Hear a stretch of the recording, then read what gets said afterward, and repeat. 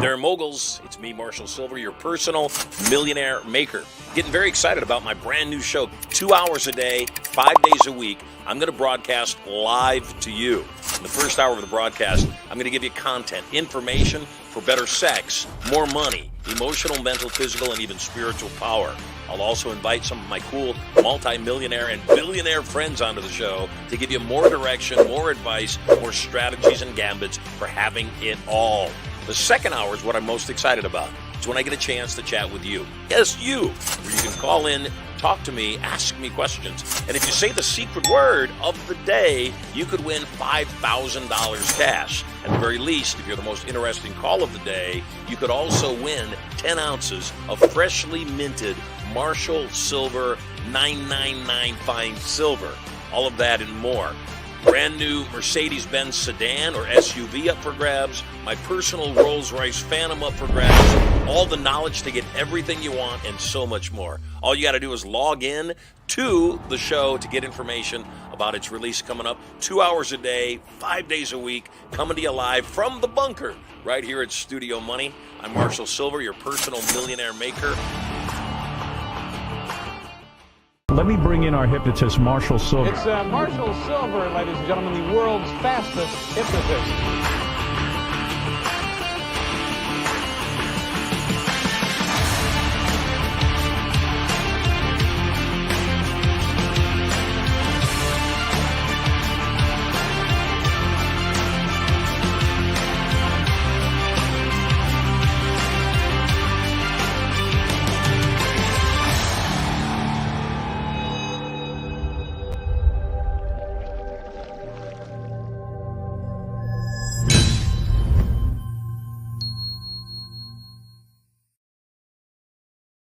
Hello there and welcome. It's Marshall Silver, your personal millionaire maker. On Marshall Silver Live, episode number 8. 8 is infinity. I was out feeding the fish, the koi fish, in our koi pond this morning, and I was realizing, number one, how unique we are as creatures, just creatures in general. And secondly, how to the koi fish, I'm God. And if I don't take care of them, then they don't get taken care of. And the koi didn't invite themselves into my world. I invited them into my world. And if I invited them into my world, then I am responsible for those beings. So the reason I bring it up is I was thinking about a buddy of mine's over in Japan right now. And he was sending some photos back of like crazy good looking sushi.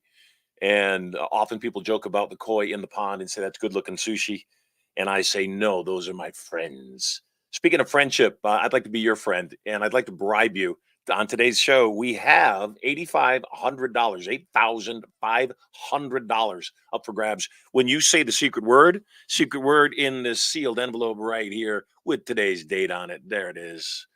Yeah, getting close enough so it focuses. Focus, you fool. So at any rate, there it is.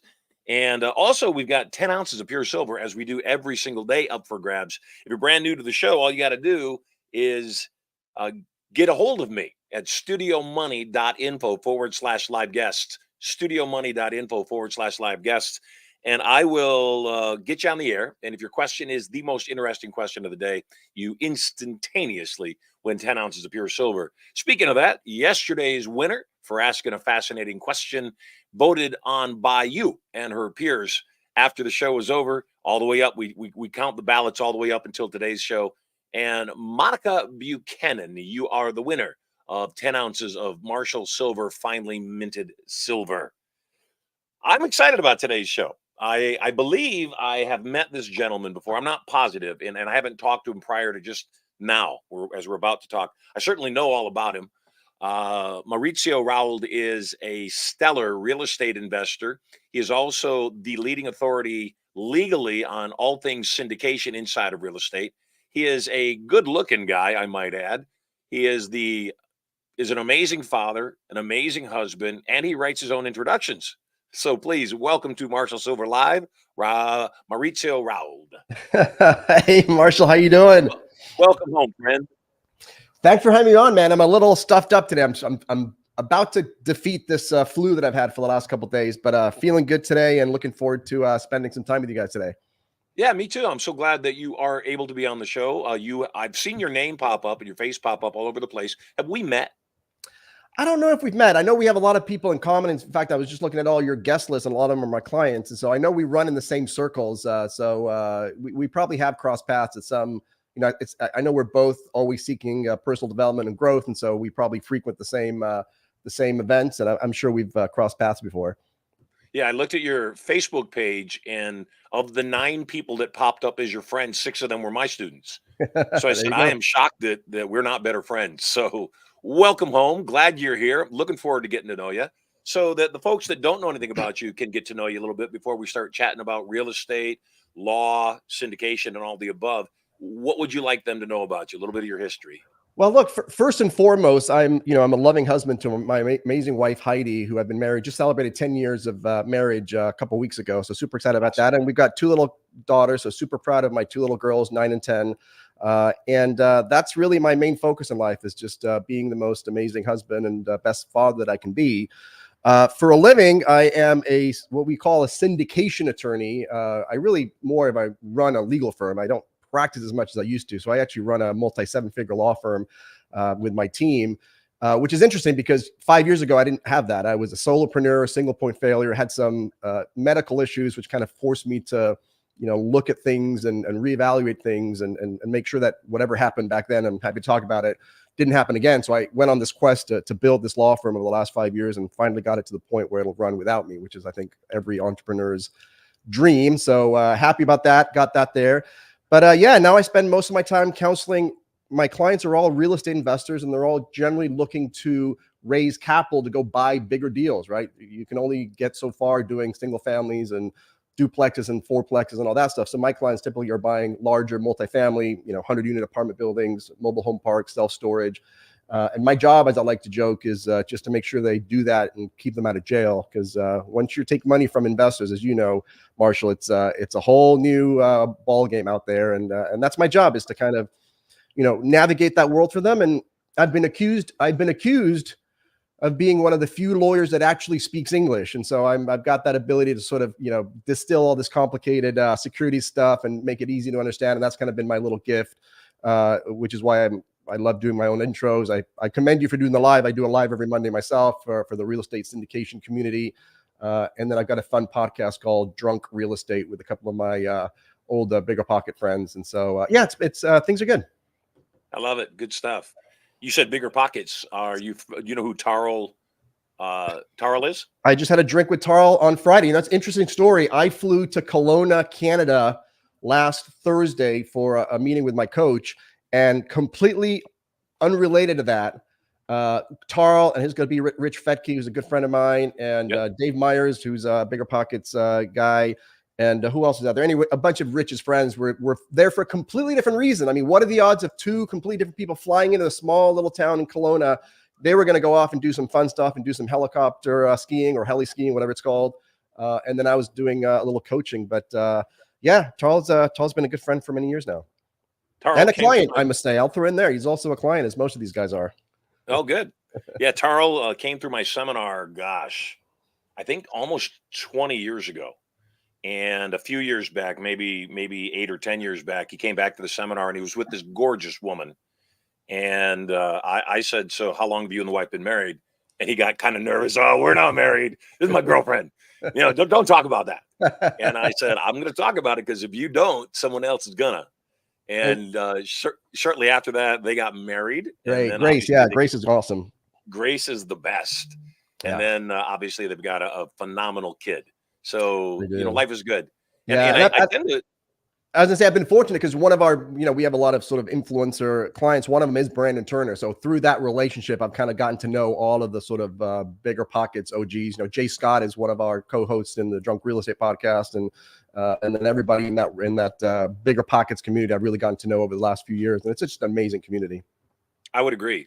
Yeah, it's really good stuff they've done over there. So let's get back to basics. On obviously you said kind of. I'm a syndication, real estate syndication attorney. Yeah. And so you make sure all the T's are crossed and the I's are dotted. You work with mostly larger clients, although smaller clients obviously need to be concerned. And especially right now under this current administration, I'm seeing substantial attacks on the most ludicrous of things on anybody perceived to be any kind of opposition. And so obviously we just saw what happened with Trump up in New York State, getting a civil judgment against him for 355 million when there Yep. was no crime committed. So if that doesn't tell you anybody can be charged with anything at any time, nothing does. You know, I personally got attacked back in 2000 by the Nevada Attorney General, and they came in guns blazing. And the reason I'm sharing this is I want to talk about this because I know you've got some war stories like this with your clients, if not yourself. They came in guns blazing on me, and all of my peers that had had similar circumstances said, pay the fine, move on with your life, let it go. And, you know, I don't know about any of my peers, but I was poor growing up. And so I got bullied a lot. And my experience with bullies is if you let them bully you, they'll bully you again. And so I said, no, I'm going to fight this thing. And so 4 years and over $1 million later, I fought it. I was exonerated. It didn't make it any easier. It took massive toll on my life. And, you know, in retrospect, one of the things that we do is I record every single seminar we do. I do not step on a platform unless there's a video running because I do not want there to be a mistake about what I said. And, you know, a couple of my friends that have gotten in trouble with SEC or FTC, any letter agency, have said, oh, no, I don't want to record. I don't want to have evidence of everything that was said. I said, well, then the recording is not the challenge. The challenge is you. So I don't do anything great, just for the record. I don't do anything questionable. You know, if there's any opportunity that I could get attacked for something, I just don't do it.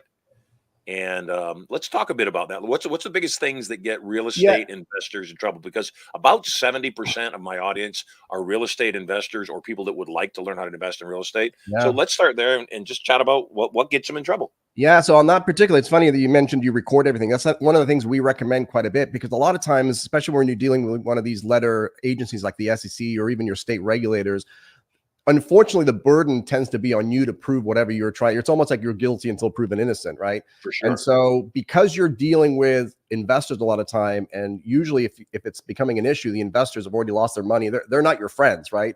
And so I always recommend when you're having these discussions with investors, when you're kind of qualifying them, when you're trying to get into those legal relationships so that you can actually offer them some of these investments, just record it. You're going to be on a Zoom call anyway. Just Zoom it, record it, put it in a vault. These days it can get transcribed pretty easily, but just put it aside. So if it ever becomes an issue 5 years from now, 3 years from now, you can go back to your file and say, hey, look, here's the meeting I had with Marshall, and this is what we talked about. I've got the transcript. I told him, I went through the process, right?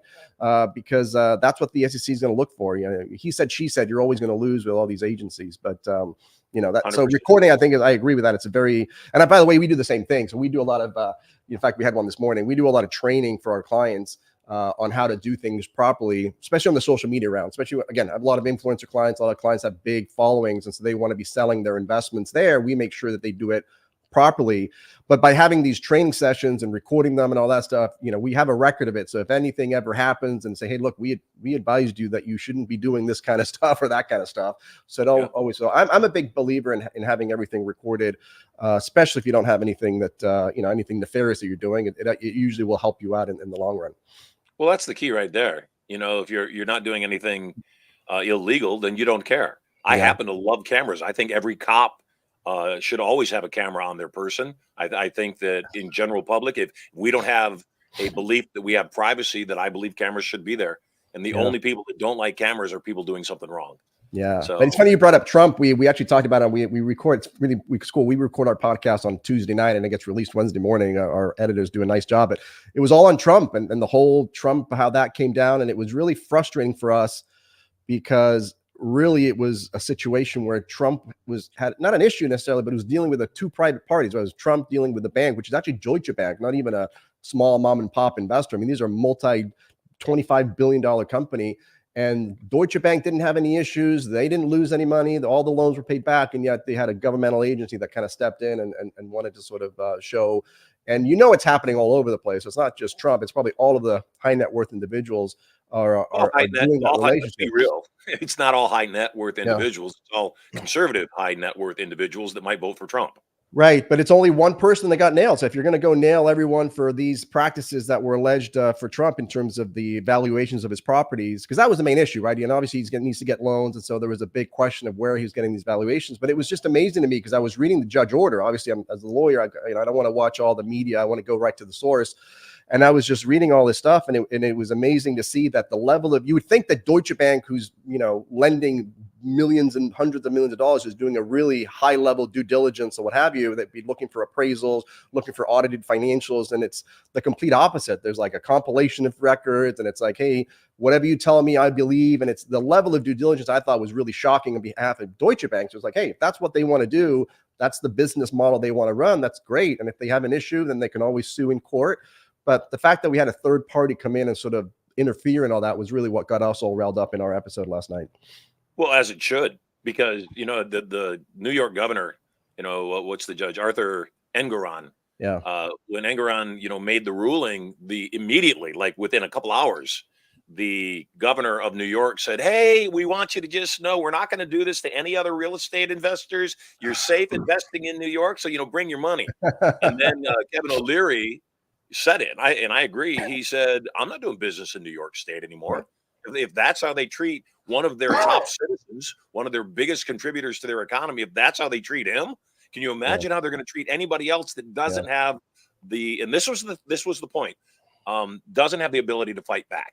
Right. And that is the biggest thing. If I want to rule the schoolyard, what do? I go into the schoolyard and I beat up the biggest kid there. Yeah. And so, all election interference aside, which is clearly what's going on right now, all of that aside, then how do I want to get people to jump into line and follow, my lead and do exactly what I want them to do, beat up the big guy. So I think that's what, without a doubt, is going on there, because once again, I know real estate, real estate. Anybody that looks at Mar-a-Lago and says that's an $18 million property, regardless of what Trump bought it for, it doesn't matter what he bought it for, it's what it's actually worth, is insane. Yeah. And so, again, I tell people all the time, especially because I train a lot of speakers and I teach people how to sell from the platform. And I teach everybody that I teach how to sell, have a video, do not say anything gray, be very clear on exactly what you're saying. So if you say, as an example, in a promotion, and I learned this from my radio days, if I say I have hundreds of thousands of dollars to give away, how much am I putting at stake with that statement? I'll ask you as an attorney, I have hundreds of thousands of dollars to give away. What's that mean minimum? In terms of, I'm sorry, I didn't quite, so in terms of when you're offering that as part of your... Yeah, in semantical terms, if I say I have hundreds of thousands of dollars to give away, that means I've got to have at least 200,000, plural. Right. But if I say I have hundreds and thousands of dollars to give away, that's a very different statement. Right. Yeah. And sometimes somebody will run an ad. There's a big promoter right now, and I guess I'm free in saying his name because he says Onyx Silver. And Onyx Silver was attacked by the government. He's an online marketer, and they got attacked for claims, is usually the case. And he now is Mr. Paranoid. And I'm thinking you should have been Mr. Paranoid before, for sure.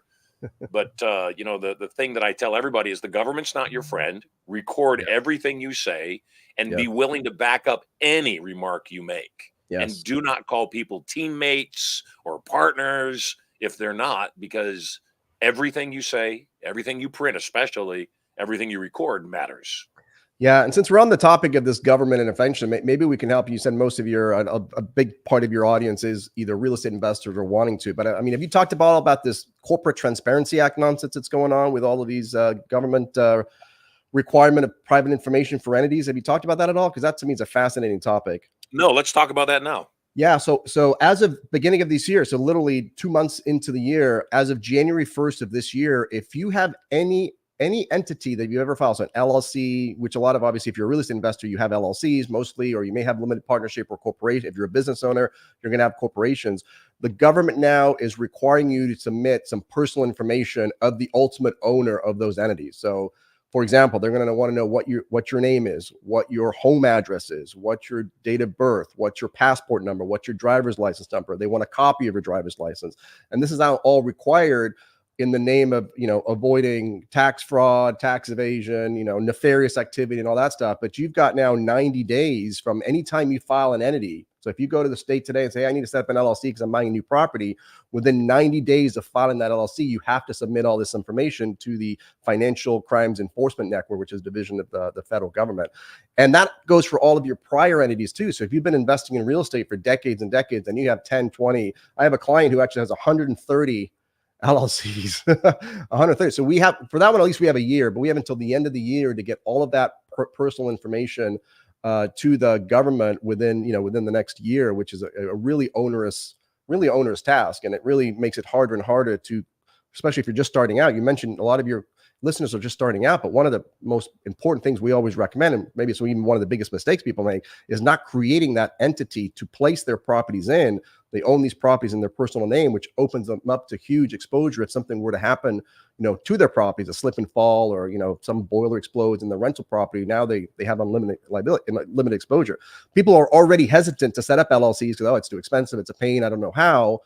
They often rely on insurance, which I don't think is enough, and we can talk about that. But now we have this additional governmental, impositions, let's say, which now is going to be required. We actually stopped setting up entities because it was such a burden on us to set these up. We were actually on the hook legally if we got wrong information for the client and we filed it. The onus was on us, so we ended up stopping setting LLCs. But the price of LLCs at the end of the day is going to start going up over the next couple of years to account for this new regulation.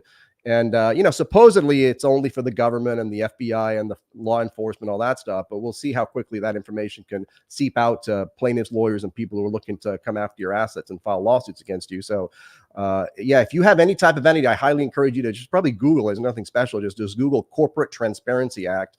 Started as of January 1st of this year. And it's become a really big deal for anybody who has an entity. And obviously real estate investors, by definition, should have, if you want to be a large real estate investor, you want to have a lot of LLCs because that means you have a lot of properties. But that's something that's been really hot on the presses from the sort of the legal real estate side. I'm a brand new real estate investor, haven't done a single deal. What should I put in place to get me ready to start investing in property? I believe, even if you're just starting out, you should be putting, if you're going to buy a rental property, you want to make sure, number one, you have insurance, because again, there's two ways you can get hurt by having real estate. One is something happens to you unrelated to the real estate. You get into a car accident, you get into a dispute, there's a lawsuit against you, and then there's a judgment against you. Then obviously they can come after your real estate, right? So they can come after your assets, and now you have a piece of real estate, whatever equities in there I can come after. But I think what most people forget is that if something were to happen to the tenant, they get injured on your property, the owner's responsible for that liability. And so if the owner is you have unlimited liability. I mean, somebody slips and falls and breaks their neck and there's a multi-million-dollar judgment against you, that's gonna far supersede the value of the price. It doesn't matter that the property is worth $100,000 and there's only $20,000 in equity. If there's a multi-million-dollar judgment against you, they can attach that to you and they can go after your future wages, right? It's not just, I don't have anything right now, I've got a W-2, I don't have anything to protect. No, you have your future earning power to protect, and those judgments are good for 10 years, and then you can always get those renewed. So you got to be super careful. At a minimum, you want to have insurance.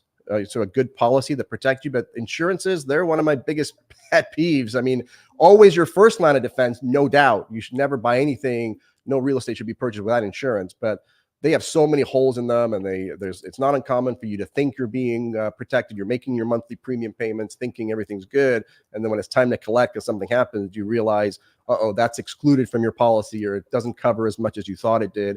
And so so insurance is good, but you always want to have a backstop in case insurance fails for whatever reason, or you're underinsured. And that's where these entities come in, so that the real estate is owned by an LLC, and you in turn own the LLC, which is a limited liability company. That's kind of real estate investing 101 from the legal side, from the protection side, which is where I focus on. What's syndication? Syndication is simply the pooling of resources. It's usually money, but it's literally, I'll give you a simple example. I want to go buy a piece of property and it's $100,000, right? And I just want to buy it cash. And so I go and get 4 of my buddies and get $25,000 from each of my buddies.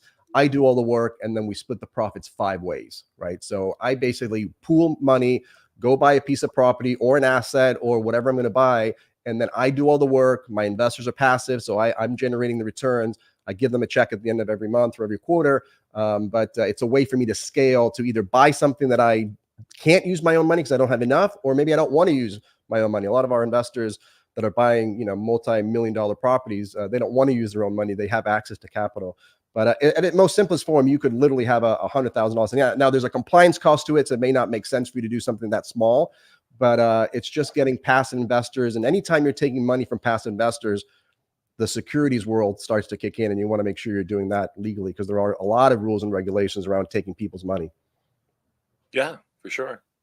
What are we had Cody Sperber on the show. Yeah, he's a client, friend of the client. Yeah, good. Cody's amazing. And, he was talking about the fact that he went from doing all these residential deals to finally realizing what commercial real estate and multifamily real estate really was. Yeah. And so what do you suppose is the reason that most people that are actually okay with and maybe even doing decently inside of single family, what do you suppose is the reason they don't make the leap? I think most of them eventually do, because, there's only so much, eventually you're going to run, especially if you get the bug, which a lot of us does, eventually you're going to run out of your own money, or you're going to run out of your own credit. I mean, at some point you can get 10, you usually have about 10. I don't know if that's changed in the reason, but you got your 10 maximum.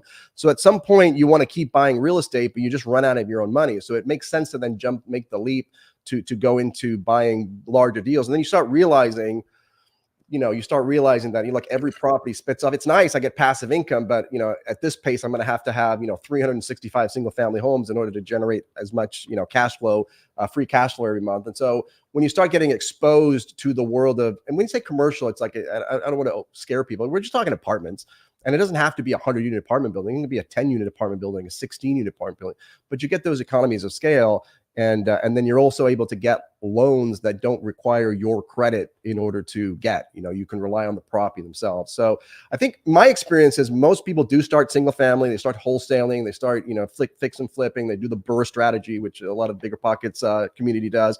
But at some point they realize that's a lot of work, B, it's going to take a long time.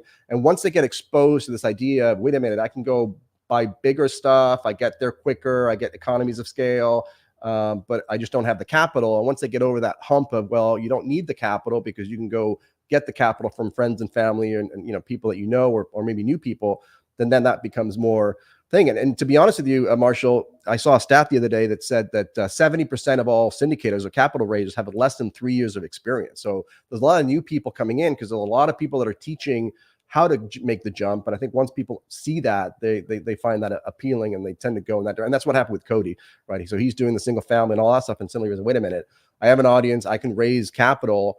Why can't I just go do a bigger deal? And then you get to his level now where he's actually creating a fund, which is even the next level, because you don't even have any properties yet. You're actually just raising the money first. Then you have basically a piggy bank with all this cash. And then you go out and look for properties with that cash that you've already raised, which is now probably the ultimate, that's the ultimate level. But if you're just starting out and you're doing your single families, that's all great. I love doing that.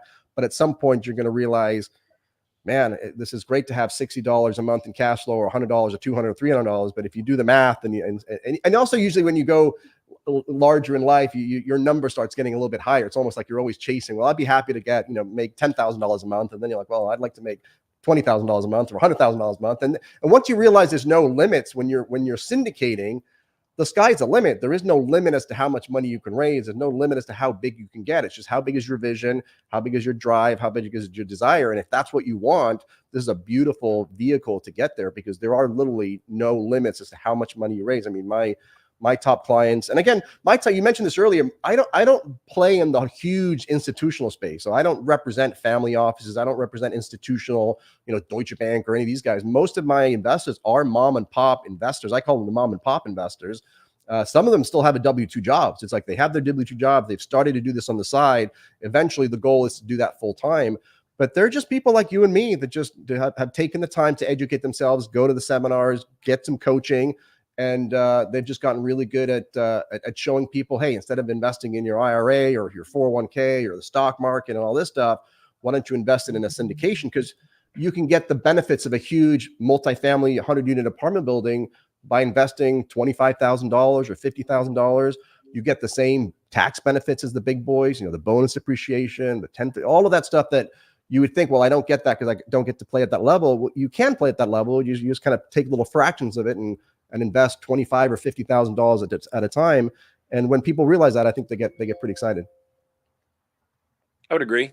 You had you mentioned you might be willing to chat about it. You said you had a major personal medical challenge. It was a big, I don't say, I don't want over dramatic. It wasn't like I almost died, but I had about a 1 in 3 chance of dying. I have That you almost died. That's so, pretty good. I didn't even realize odds. I didn't realize this after the fact because I was so out of it. But I have a autoimmune disease called Crohn's, and which is just my body attacks my intestines and stuff that kind of it confuses normal bacteria for the enemy, so it's constantly attacking me. So I have actually a pretty good immune system. Growing up, I always remember saying, when God was hanging out immune systems, I was in the front of the line because I would never get sick. And even this flu, I'm sure for most it'd probably be a 2-week flu. Who knows? I might even have COVID, but I fight it off pretty easily. And the reason is because I have a really overactive immune system. So it's got its pros and it's got its cons. But one of the things it does is it slowly erodes your intestines, and it's almost like a heart attack. It just really starts to block your intestines. So they went in about 5-6 years ago now. They went in for a pretty routine surgery. It was a sort of an arthroscopic. They just kind of snip the intestines and they reconnect them. They do a resegment. And I did that July of 2018, and about two days later, I think after that, it was all going good. And then suddenly I had this excruciating pain inside. I was literally cussing. I don't cuss very often. I'm usually a pretty nice guy. And I was just screaming at the nurse. I was cussing her. I was like, get me the effing morphine. I need the morphine. And she's like, oh, it's just gas. And I'm like, give me the effing this, the effing that. Got the doctor in. It turns out the staples that were holding my intestines didn't hold. And so my intestines had essentially erupted, and all of the gunk had gone into my stomach. I became septic, which is what the issue there is if that's not handled pretty quickly. So they went in and literally sliced me open. It was an emergency thing. It sliced me open actually 3 consecutive times because I couldn't get all the gunk out. And so it was just a nightmare. And I was in there for 2 months, I think it was, straight, 10 surgeries, and then in and out of the hospital for about 6 months, down to 113 pounds of pure bone and skin. It was just a really tough time for me. And I was a solopreneur. It was still a Premier Law Group, but it was just me. I was doing all the work. I was literally at the hospital, Marshall, with tubes hooked up, to the machines on my laptop, trying to get documents out, because even though my clients were super understanding and they got it, you've got a multi-million-dollar deal to close next week. That just needs to get done. And so anyway, revenue went down to zero because, when you're not working and you're now luckily we had some reserves. It wasn't really a major issue from a financial standpoint, other than having revenues down to zero. But I just realized, look, I can't be the single point failure. I can't have this happen again. If I get hit by a bus in the future, I can't put my family at risk like this. Yeah, we got a little bit lucky this time that I was only out for 6 months, and, we didn't go down to zero for too long. So we had the reserves. So good lesson there. When they tell you to have some 3 months, 6 months reserve, that's what it's for. And it's an emergency fund. And we had that. So I just made a conscious decision at that point, like, hey, I don't want this to happen again. I need to build a self-sustaining company, the one that runs without me, so that if this ever happens again, if I get hit by a bus and I end up in the hospital, or even if I die, the business will continue to flourish, and the business will continue to generate revenue for my family and stuff. And so that's what I started to do back in 2018. And I got very fortunate. I found my partner Bethany, who's my partner now, my co-partner, and she's amazing. And she basically runs the whole day-to-day operations of the firm. And it's just been a fun journey to take it from basically zero to now, multi 7 figures, and we're on our way to 8. And that's kind of where it's one of the reasons I went to Kelowna, Canada, is to meet with our coach to figure out, okay, how do we get from here to the next level? And it's been fun. It's like, you've got to ask yourself that question, right, Marshall? Who do you need to become in order to have the 8-figure business? What skills do I need to get? What relationships do I need to get under? What do I need to improve? Because obviously, if I keep doing what I'm doing, I'm going to keep getting what I'm getting. And so that's been fun for me. It's always fun for me to figure out, what do I need to do? Who do I need to become to get to that next level of whatever that goal or vision that you have for yourself? And that's kind of where I am now. So I do, looking back, I think it's one of the best things that ever happened to me, right? Because if it hadn't happened, I'd still be solopreneuring. I'd still be working, 24/7 all by myself, trying to do it all. And so, yeah, but it was quite a trying experience. It's probably one of the big pivot points of my life. And I've had many. That was probably the last one I had. Yeah, it's a big lesson. I think a lot of lessons in there. And the main one is just don't be a single point failure. Yeah, no doubt. I had open heart surgery in 21. Yeah. And that was the same thing for me, is that, while it was going on, I said, life is fast. It is fast. And if there's anything you need to get done, you need to get it done now, Yep. because tomorrow doesn't come. 100%. And if it does come, then you count your blessings and then realize the next tomorrow doesn't come. Yeah. We talk a lot about that. We talk a lot about scalability on this show. We talk a lot about saleability, how to get yourself out of the mix. So Premier is your law group, correct? Yep. Premier Law Group. Yep. So I see you speak a lot. You train a lot. Yeah. When you get on stage, are you teaching? Is that all you're doing, or are you selling? And if you're selling, what do you No, sell? I'm purely I'm from the Gary Vaynerchuk school of thought, and so I had the pleasure of meeting with him a couple times. I'm here to add value. I believe it's obviously, as Jim Rohn would say, it's in your enlightened best interest. But I literally am out there giving, just like you are today. You're giving just a massive amount of value, getting my brand out there. And the idea is that when somebody needs somebody like me to, hey, I'm going to go raise capital, I want to buy a bigger building, I'm always in the top of the minds of, hey, I'm one of the top 2 or 3, and I've built that brand. And so what happens is people, who have these huge events, 2-3 day seminars, they'll bring me in to speak on whatever the top, usually it's the syndication piece. So they'll bring the securities attorney in. And like I said, I'm probably one of the more, charismatic, you don't want to fall asleep attorneys. I don't want to say I'm entertaining, but at least I won't put you to sleep. And so they bring me in, I speak for an hour. And of course that leads to business. It's not like, but I'm not there to hard sell. I'm here to educate you, open your eyes. You like me. Obviously there, I capture emails and then I go through the selling process, but it's not a hard sell that I'm just there primarily to sell a product. I'm there really to add value, to the host who's putting on the event, who wants me to come in and teach their students, because they may be teaching the students about how to raise capital in terms of the mechanics of it, like building an audience and building a brand, and how to buy big apartment buildings and all those things. They obviously want to make sure that that's done legally, so they bring me in to do that. Just like when I speak at or I'm sometimes part of student courses, right? Somebody's putting together a course or a mastermind of some sort, then they'll bring me in because they obviously can't speak to the legal side. And that's the main thing I do when I'm on stages, and that's really how I built my business. When you talk about scalability, my MO up until now has been to partner with what I call them gatekeepers. It's not really influencers, but it's gatekeepers, because they're the ones that build the audience. They're the ones that attract people into a room or into somewhere for a price. So it's not like an influencer where everybody's kind of, they're paying either a ticket to the event or their mastermind or their program. So they're already invested financially.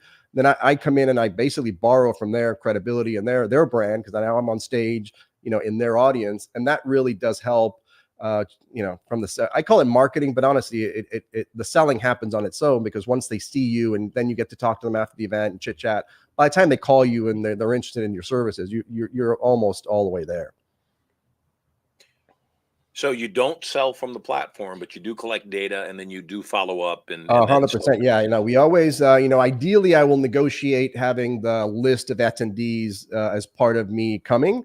And if I can't get that, I will have some sort of a lead magnet. For example, I'm probably one of my more popular, I've got an ebook called the 5 Things Every Syndicator Must Know to Stay Out of Jail.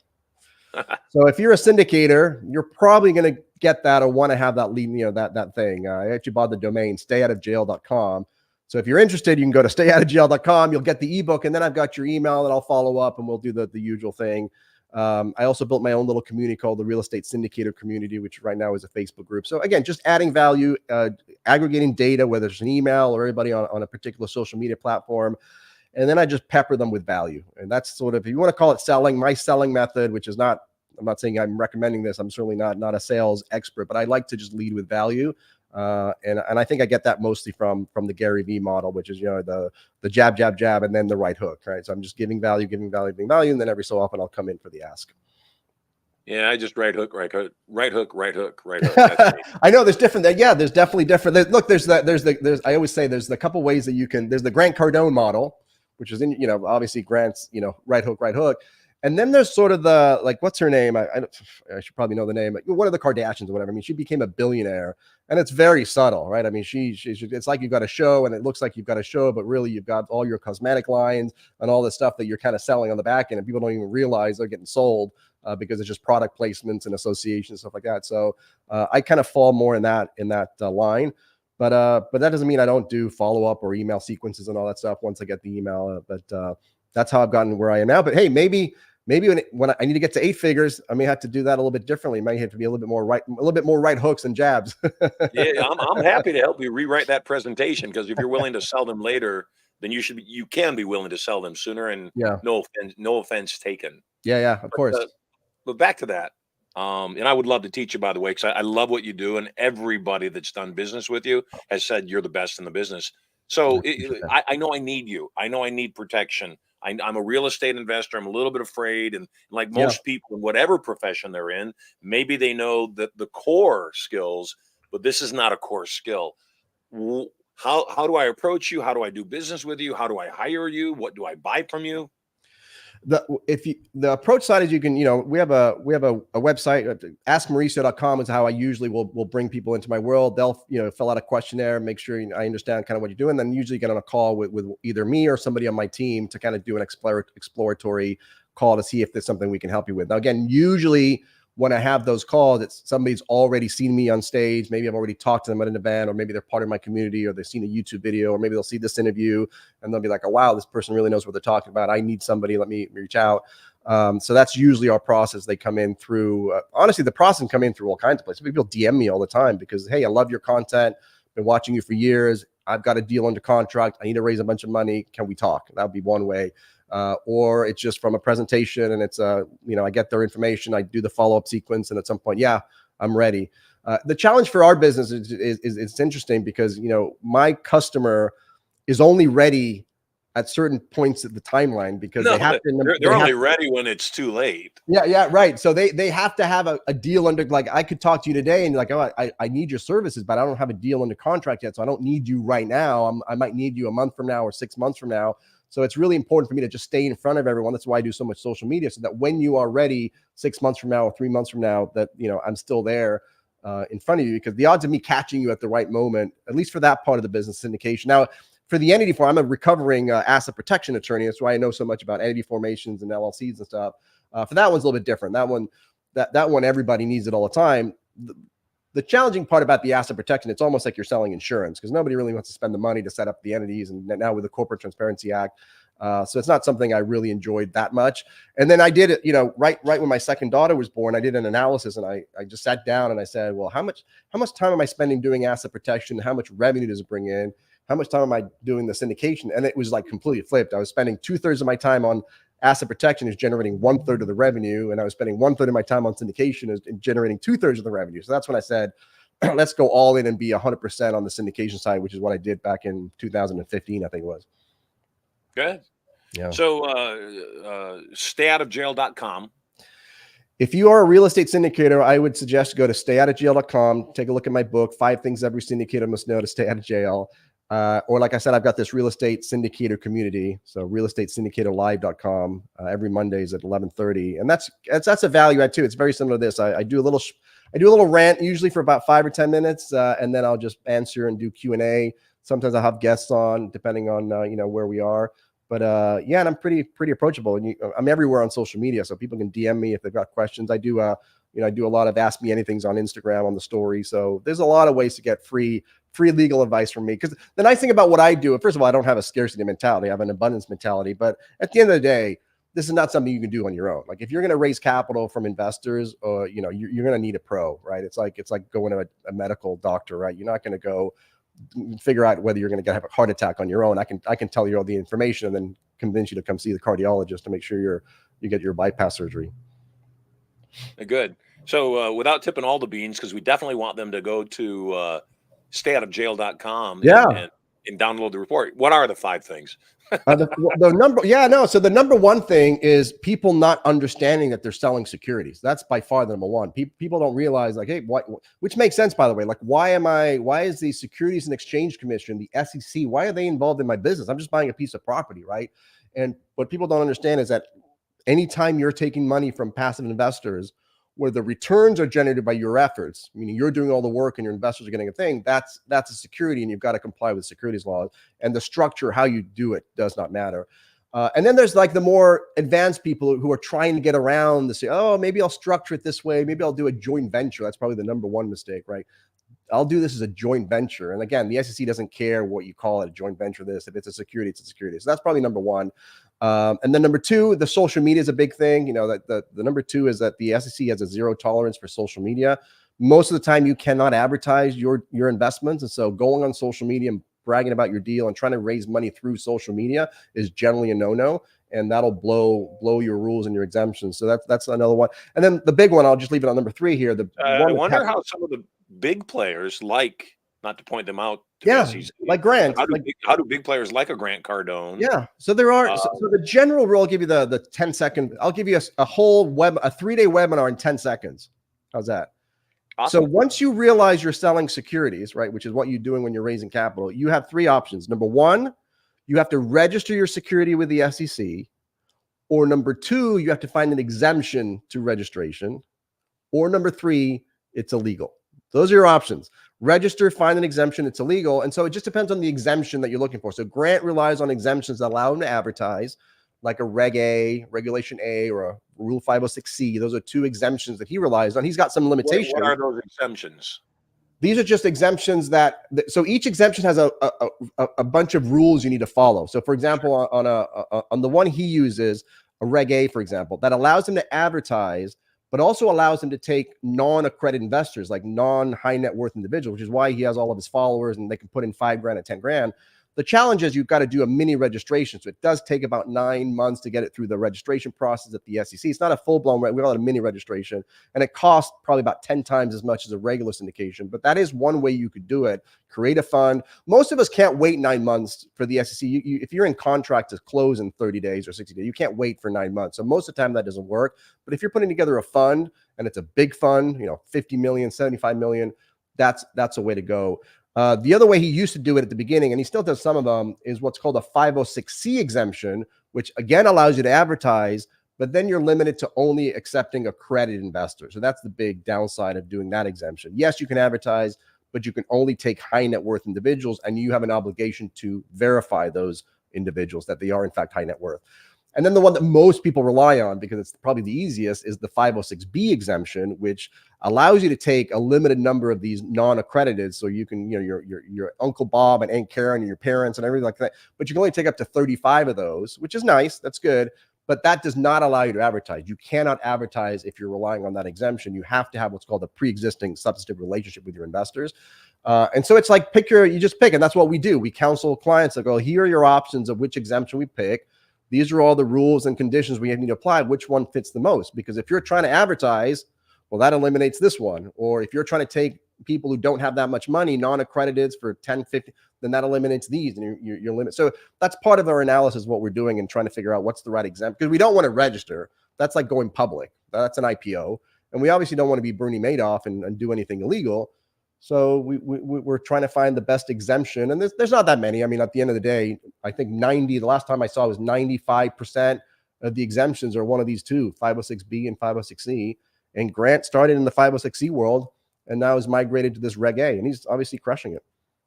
Yeah, for sure. Yeah. Cool, man. Well, I'm excited. So thank you so much. Before we wrap up, take a couple of minutes. Tell me all about the Investors Summit Cruise. Yeah, so I made my name with a group called the Real Estate Guys. They've been I used to be their general counsel. There's a huge group of them, Real Estate Guys, and every year they do a summit at sea. And so every year, and I've been going for like 23 years. Actually, with COVID, cruises didn't go very well, so they started doing it in Belize, but they're picking that up again. I think in June or July of this year.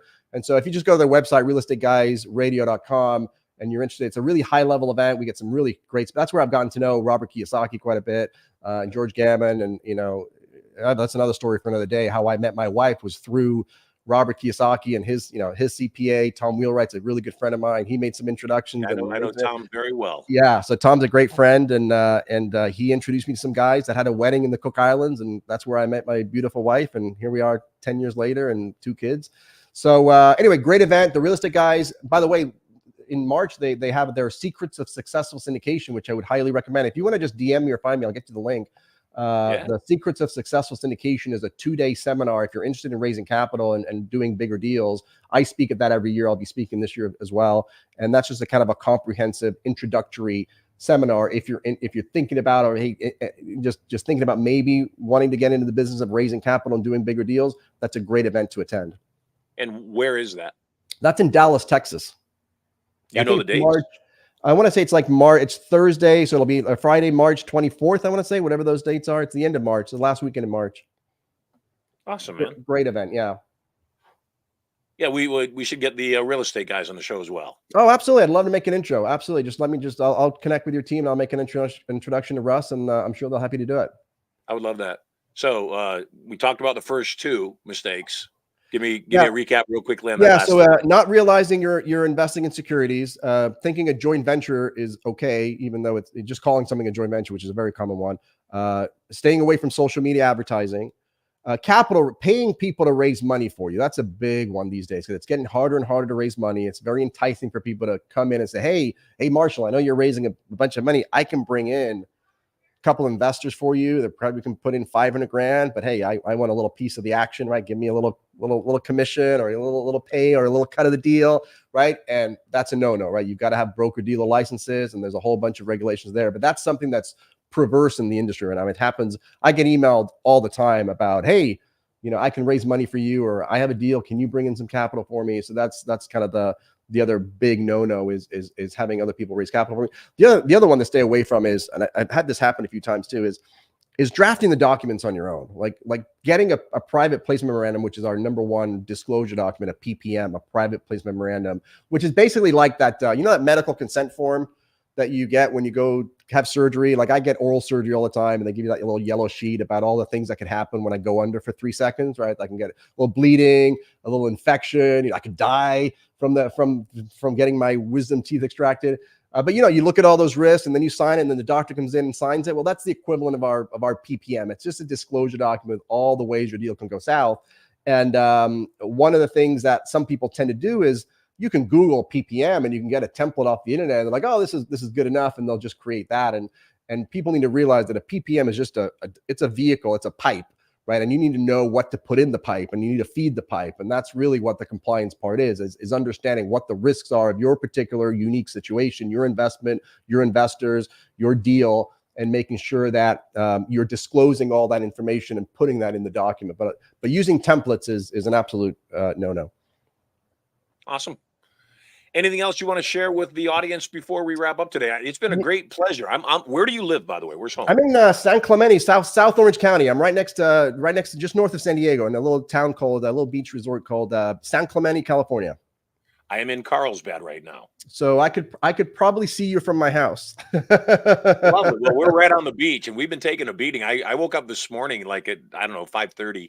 And I looked out the window and I could see the waves were extremely flat. Yeah. The sky was fairly blue. I went into the bathroom and I sat down for 2 minutes, and then I heard this roar. And I said, what the heck? And I left the bathroom. I looked up at the skylight in the master bath, and the rain was coming down. I've not seen it that hard in a long time. Yeah. Well, the sun, I just broke through right here. So you'll probably get a little breakthrough here pretty soon. I think today the thing comes out. The only other thing I didn't mention, which I probably should at some point, but I'm I'm not the greatest person here to. I have a book coming out next month called "Legal Strategies for Everyone," and I don't have the website set up. I'm working on it, but "Legal Strategies for Everyone." I think it should be ready to come out first week of March, probably on Amazon. I know it's on Amazon, so just waiting for confirmation on that. But that's a little bit broad. It's guess what? It's about legal strategies for who? For everyone, right? So it talks a lot about asset protection, estate planning, a lot of that kind of stuff. How to not waste money with lawyers. It's kind of like really a broad topic. So if anyone's interested in that, you can just go to askmauricio.com, let me know, and I'll make sure you get the link when it's ready. You're awesome, man. Great having you on the show. Thank you so much. And I look forward to meeting you in person since we're practically neighbors. Yeah, we're literally down the street from each other. So looking forward to that. Thanks so much for having me. It's been an honor, and looking forward to seeing you soon. Awesome. Take care, Mauricio. Thanks, Marshall. Take care. Bye-bye. Bye now. Yeah, I see that a lot of you are commenting how awesome our guests are. Yeah, I'm impressed, and Mauricio is no exception. Good information, good stuff. So make sure you go to stayoutofjail.com and check out conversation. What is it? What's the other site? Yes, Ask Mauricio. So good stuff. Hey, as you know, we are about at the top of the hour, and the top of the hour means a couple things. It means you're going to have an opportunity to chat with me. And no, I'm not a movie. I am the real deal. I am not a villain. I'm a superstar, and I want to help you.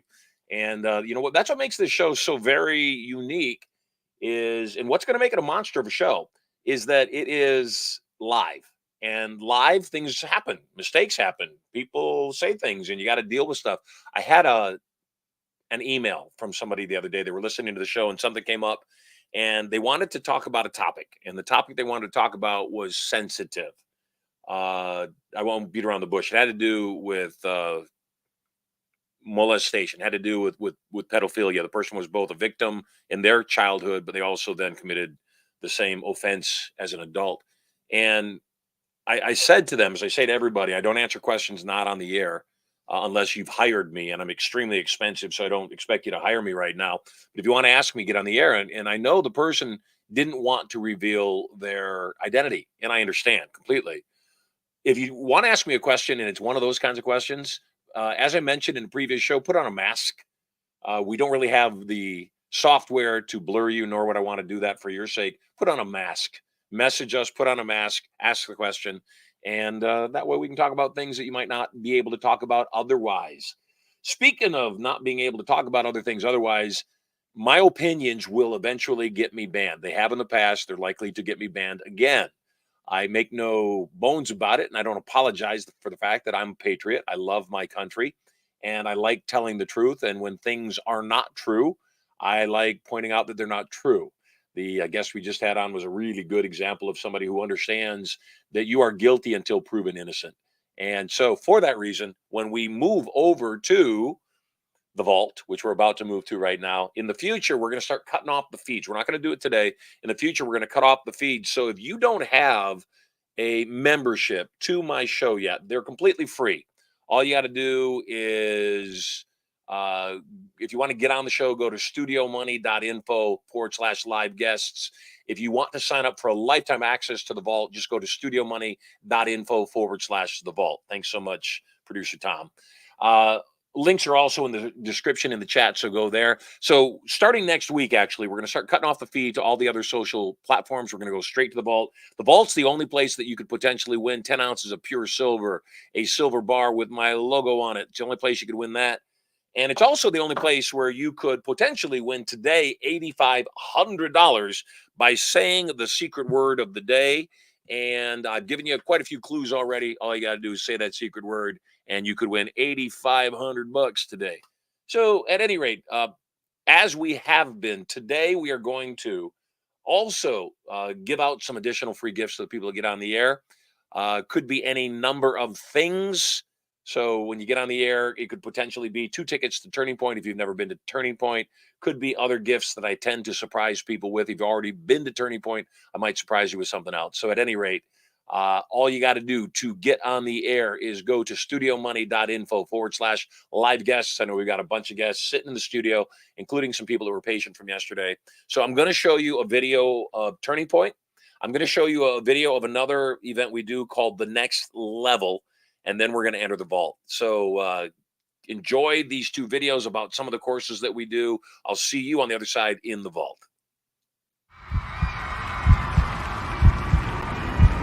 Turning Point, a total change in direction for the better. Who here is ready for a turning point? You absolutely have to have one. Put them high. The 2-day Turning Point seminar is different than any other program in that it does more than just teach you the skills for your relationships, wealth, and power. It also programs you on a subconscious level to put those skills into immediate use.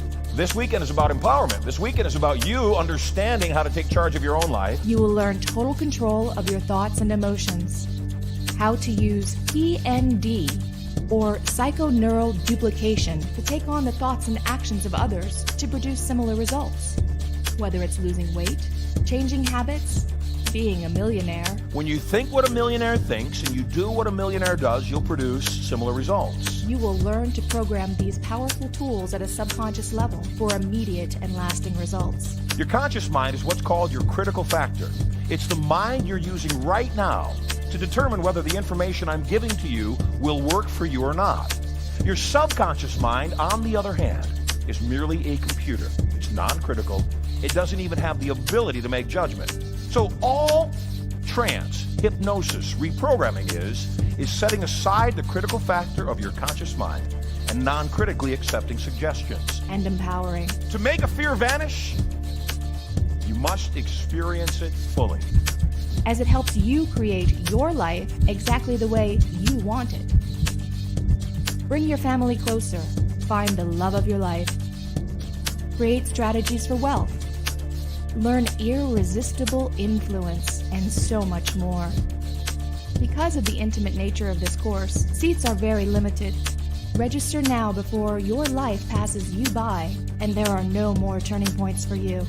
Tens of thousands of people have learned this information and are using it daily. You don't get angry if you get fired from your job and you know that within 2 years you will be a multi-millionaire. It's your time. There's a way for you to win this game that is different than how you're doing it, and it works. It's your life. When you learn how to do that, you become more powerful, and power is for use. It's your turning point.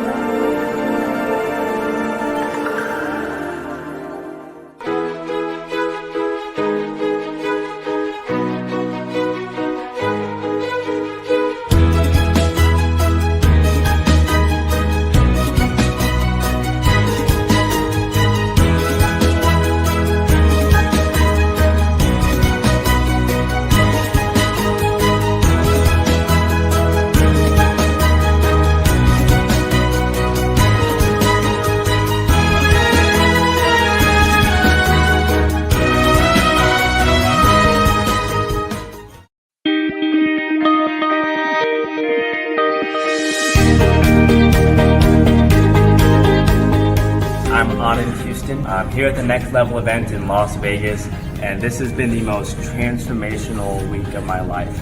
I got to a point where before this event, I had nothing less to hold on to. I lost my apartment, the love of my life, went through the worst heartbreak I've ever experienced. I now feel stronger than I ever have. I have more confidence in my future than I could have imagined. So I gotta say, Marshall, thank you. Thank you for putting everything together. Thank you for believing in us, for pouring everything you have into your students. As a result of that, you've saved my life. For anyone who's out there that's going through something, whether it's emotional, whether it's a business challenge, if there's something in your life that you're looking to change, I guarantee you, come to one of these events, Turning Point, the Next Level, and you will find the solutions, and you'll be strong, and you'll be ready to take on whatever direction it is you're wanting to go.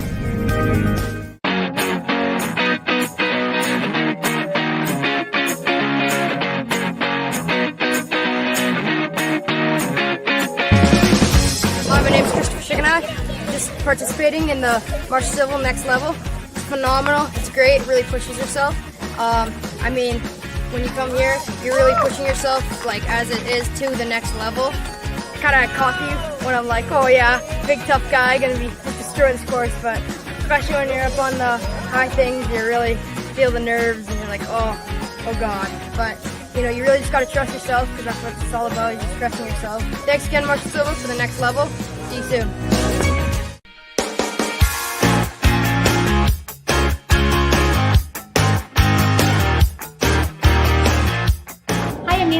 I'm here at the Next Level event by Marshall Silver. It is just amazing. Between the physical challenges, the team challenges, I really felt like I took my life and my business to the next level. Thanks, Marshall and AJ. It's amazing. What can I say? Next Level is always amazing. As you saw in that short clip, the breakthroughs and the advancements and the understandings that people come to are not available anywhere else. You can only get them here at the Next Level. To all the people that have come through the Next Level, I am so glad to have been able to be a part of this part of your life. I trust that the advancements and the understandings will continue to bless you for a lifetime. And to the folks that are considering Next Level, I just want you to know that in your life there are so many times when you wanted to do something and it felt right for you to do it and you hesitated, you didn't follow through, you didn't go to the next level. I want you to consider those moments and all those regrets you might have had, and don't do it again. Don't do it anymore at all. Come with us. Let us take your life to the next level. I'll see you there.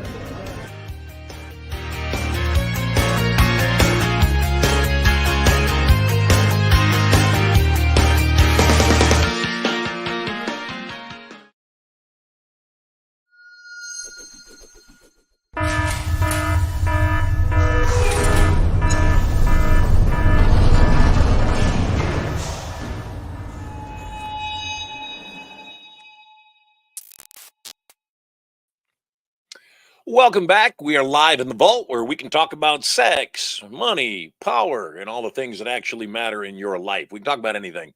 And not only do you have a chance to chat with me about things you may not want to or are able to talk about with other people, you could also win 10 ounces of pure silver.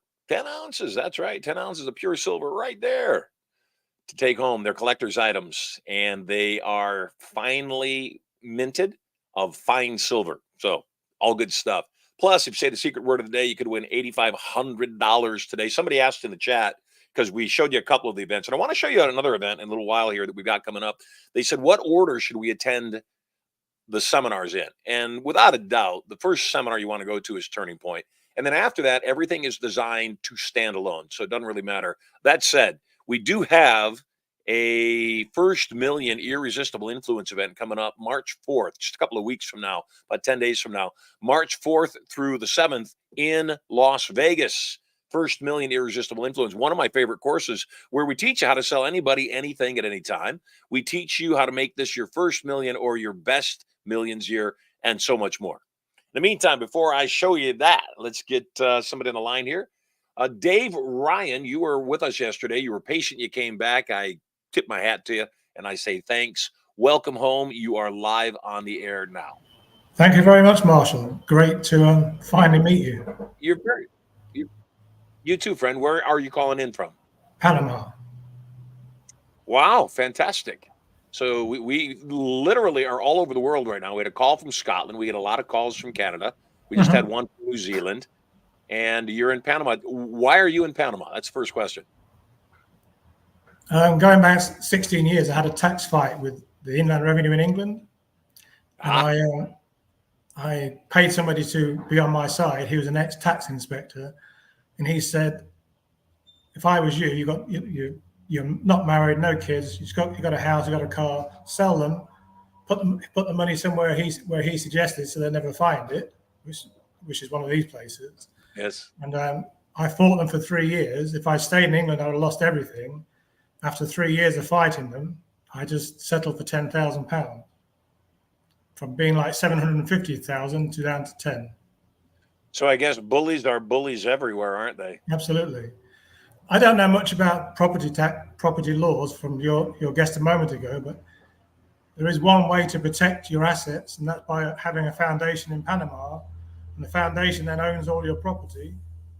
You may pay like $1 a year rent or something, but you don't own the property. They can't touch it. Well, that's also good advice. And I have a couple of friends that have moved down to Panama, and they love it just fine. How did you find out about me? I've been involved in the personal development marketplace for many, many years. I spent 3 years working in Tony Robbins' empire. I worked with an English guy called Ron Holland who wrote a book called Talk and Grow Rich. That's how I got started working with him. And if you've probably never seen his book. His book was aimed at salespeople. It's called Talk and Grow Rich, but the first chapter in the book is called Silence, Stillness, and Solitude. I like it. So why would there be a book about selling and the first chapter telling you just to be quiet? And he basically said, he was a hypnotist as well. He said, if you let your mind solve the problems, it will solve them. Rather you trying to think how to solve it, he said, subconscious mind solve the problem. And then he didn't think about it anymore. He let the subconscious mind solve the problem. Yeah, it's kind of like when I am speaking about something, whether it's somebody's name or just some topic, and I'm drawing a blank in the moment. What I say either to myself or sometimes I'll even say it out loud is I'll say, yeah, I was over there with this guy. His name is, it'll come to me. Yeah. That's all I say is it'll come to me. And then I let it go. And then I go on with the conversation, and sure, a moment later, it comes to me, because that's how our subconscious mind works. Apparently, the subconscious never forgets anything. Is that right? Anything from being a baby? Nothing, no, it's always remembered. Like I teach, you can choose to remember it no more. You can not make it a focus, but yeah, it's always there. It's in, you do anything to your computer, I don't care how you erase that drive, there's still evidence of what was there. Okay. My question yesterday was about the RAS, the reticular activating system. Yes. Reticular, I'm sure you know about that, right? Of course. It's that I know little, it's the icon that's bouncing up and down on your computer. That's the only thing you can look at until you take. your sound's gone off. Are you there? Yeah, I can hear you now. The last sentence Yeah, I what I didn't hear. was saying is it's the avatar icon bouncing on your screen that is the only thing you can see when you're looking at the screen because it's moving. Mhm. And so what you do is you go take care of that thing. So that is what people do. They take care of the thing that's making the most noise. Yeah. But you were talking yesterday about you must fall in love with sales. Is having a pattern interrupt and bypassing the RAS, so you talk to the subconscious, that must be an important part of selling as well, right? Well, ultimately, all sales decisions, all buying decisions are based subconsciously and then backed up consciously. Mhm. All buying decisions are based first on emotion and then backed up with logic. So Right. when you understand that process, the best question to ask if I want or I seek to influence somebody else is how can I affect their emotions? How can I make this thing have meaning to them? And it could be Mhm. something as simple as, show going to the gym, or it could be something as simple as giving up their space in line to me. Doesn't matter, all the way up to, buying a $10 million home or a, $50 million jet. Bottom line is people make decisions based first on emotion, and then they find reasons to justify that behavior with logic. Yeah. I have one more question. I wanted to share something. Yesterday you spoke about you're doing a fasting every day. Yes, yes. Are you Intermittent familiar with fasting. So I don't eat until after my show. autophagy? I'm not. You should really check that out. I'm surprised. It It's will tell me what it is. Autophagy means eat thyself. It's spelled AUTOPHAGY. Awesome. After a certain amount of hours of fasting, obviously you've got no food, and your body looks for other ways to get nourishment, get food, get the calories. What autophagy is basically your body. It starts by eating the bad proteins that can be found in your brain, can be found in many different places. If people have got a problem with not being able to remember things, if they go to do fasting and autophagy, it cleans the brain up, and the memory comes back. It's even Good. been proven to kill cancer cells. I like it. So Yeah, I was just talking to an MD, not yesterday, last week. Mhm. And I was talking about some things, and he said specifically, he said, you need to start fasting beyond your intermittent fasting every day. And I said, what do you mean? He said, you just need to fast more. And we talked a lot about it. And he said the same thing, that, there's a point you've just stored up such a storehouse of extra energy. You got to burn back through it and get back to normal. When I worked with Tony Robbins, he had a guy working with him called Bob Bays, Dr. Bob Bays. Have you ever heard of him? Never. His wife was called Brandon Bays, and they both were involved in helping and working with Tony very closely. This is like more than 30 years ago. At one point, Brandon started to feel like she had issues, and she went for a checkup, and she found that she had a cancer tumor the size of a melon in the top of her abdomen. And she went back to see her husband, and she was all in tears. Went to see Tony, and she was in tears telling Tony. He said, "Well, Tony said, you know how we work here. Are you going to accept that, or are you going to let your body cure yourself?" She wrote a book called The Journey 20-some years ago. When she was first diagnosed with the cancer, they said you got like 3 months to live. Well, that's 20 years ago, and she's helped thousands of people cure themselves of cancer. A lot of it is to do with autophagy. And a Japanese scientist, he won the Nobel Prize in what he wrote about autophagy and how beneficial it is. So if you do your own research, I think you'd be fascinated, and your fasts will get longer. Well, I like it, and I had not heard of Brandon Bays, but I see she's done quite a bit. Yeah, like the fact Lovely. that So, any other question for me? One question.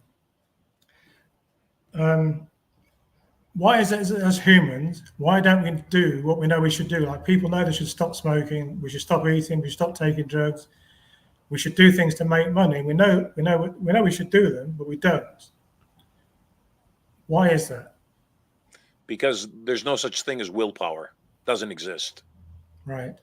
We do who we are. And so I ask people frequently, who were you on the day that you were born? Were you a fat person trying to lose weight, or were you a slender person who over time has put on some extra pounds? There's a difference. A fat person trying to lose weight will keep doing what fat people do. A slender person who put on a few extra pounds, when they finally go back to remembering who they are, it's not a battle to stop overeating. It's not a battle to take the fat off. You're simply a different person.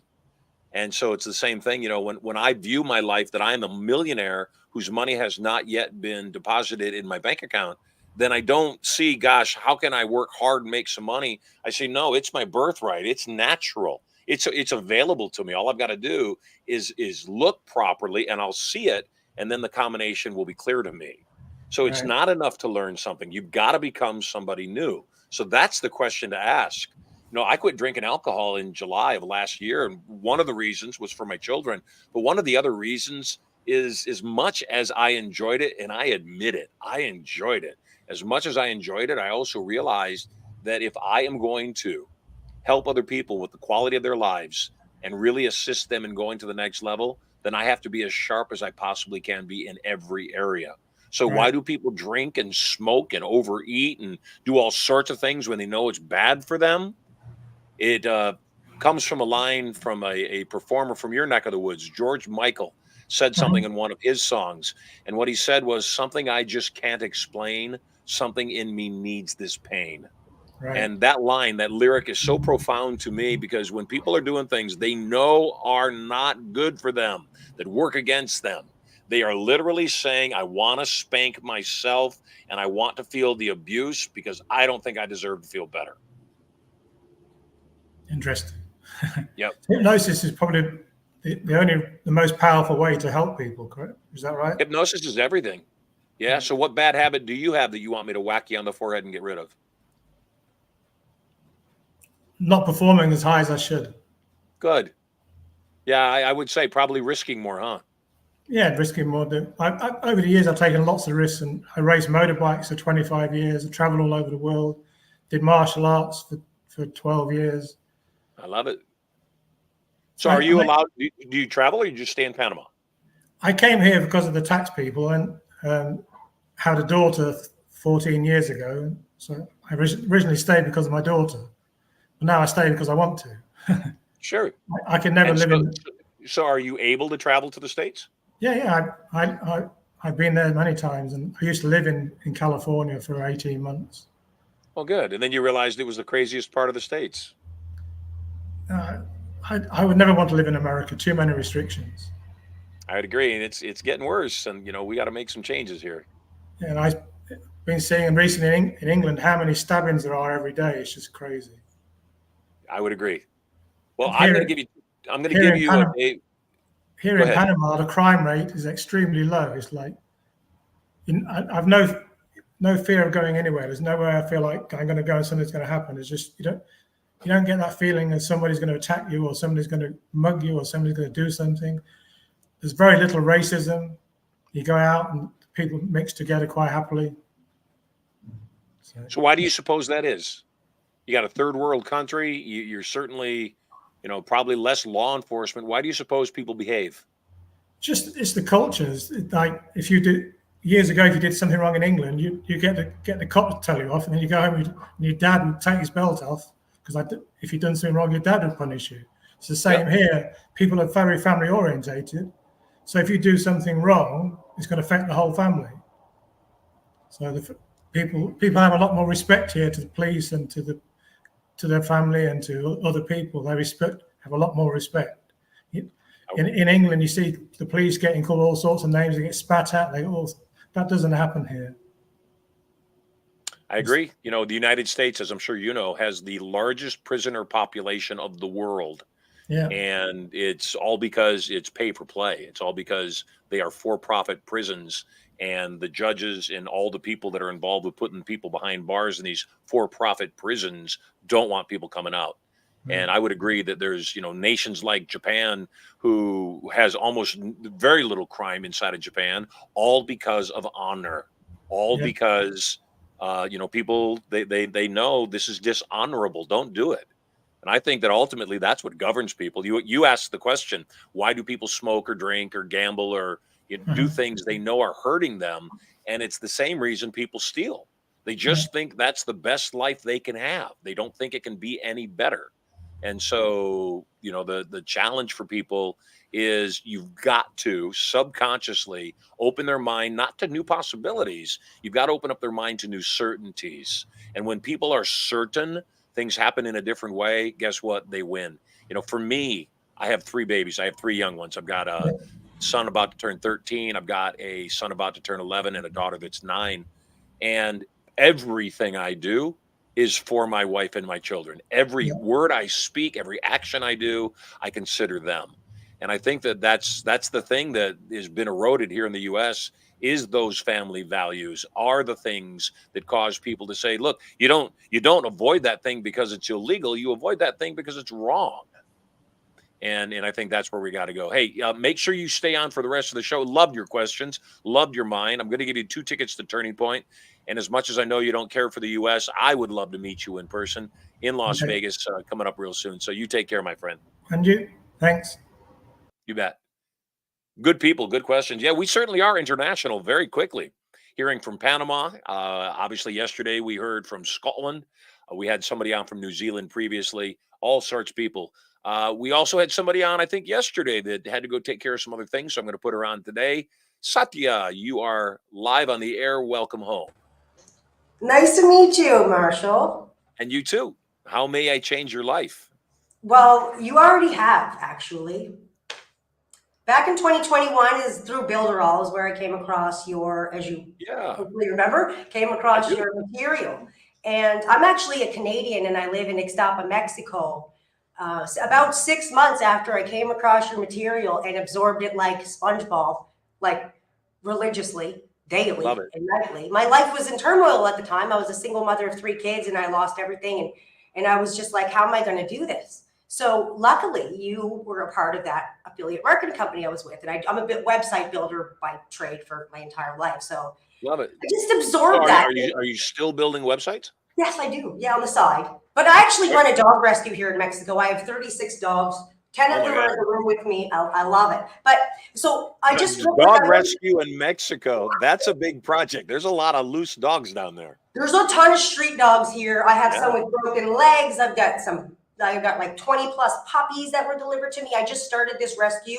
I wanted to go slow, but that's not what was in stake for me. So I've got 36 dogs of today, and I've only been in business, well, not business, but I opened my shelter mid-December when I found 2 little street dogs that really were in need of help. And I just needed to do something. So real quick, I wanted to tell you something which was so magical. Your Prosperity Palace, your home, which I know your backstory. I've listened to so much of your material. I feel like I know you. I love you too. Oh yeah, great. And even your family, like I feel like I just know you guys. You're an awesome guy. You have great things to teach people in terms of family and business and just getting your life together. So when I was in that weird state, I lost my nice home by the ocean and I was staying in my mother's house with my 3 kids. I would go to the basement in her shoddy laundry room and hear your voice. And I would say, I'm in a palace. And this is my palace laundry room, okay? 6 months later, and not because I was trying, I ended up living in Ixtapa Palace in Mexico for about 5.5 months. So the word palace, and I don't feel like, I'm a country girl, I don't feel like I didn't ever feel like I was overly deserving of a palace in my life. I get that from my mom, we're really humble, but I ended up getting myself into a place called Ixtapa Palace and have a safe place to land for me and my kids and my dog. And then I ended up here doing what my passion is. I've even met Cesar Milan and studied under him. I've always wanted to do this and help dogs. Wow. And honestly, you are an integral part of that. And I'm surprised I'm not crying and emotional. I'm trying to, and that's one of the questions I have for you actually is, I know you can help me with this because you've already helped me with so much. I have a tendency to get overly emotional when I'm around a hurt animal or I need to express myself to somebody and it's an emotionally charged subject. I don't want to be that way because some people see it as being weak. And I see it as one of my greatest strengths because I have the ability to be empathetic and act on it with strength through the tears. However, what do you think about letting your emotion be a part of what you're doing. Like, I'm trying to grow this rescue. I'm a solo rescuer. I need funding. I need sponsors.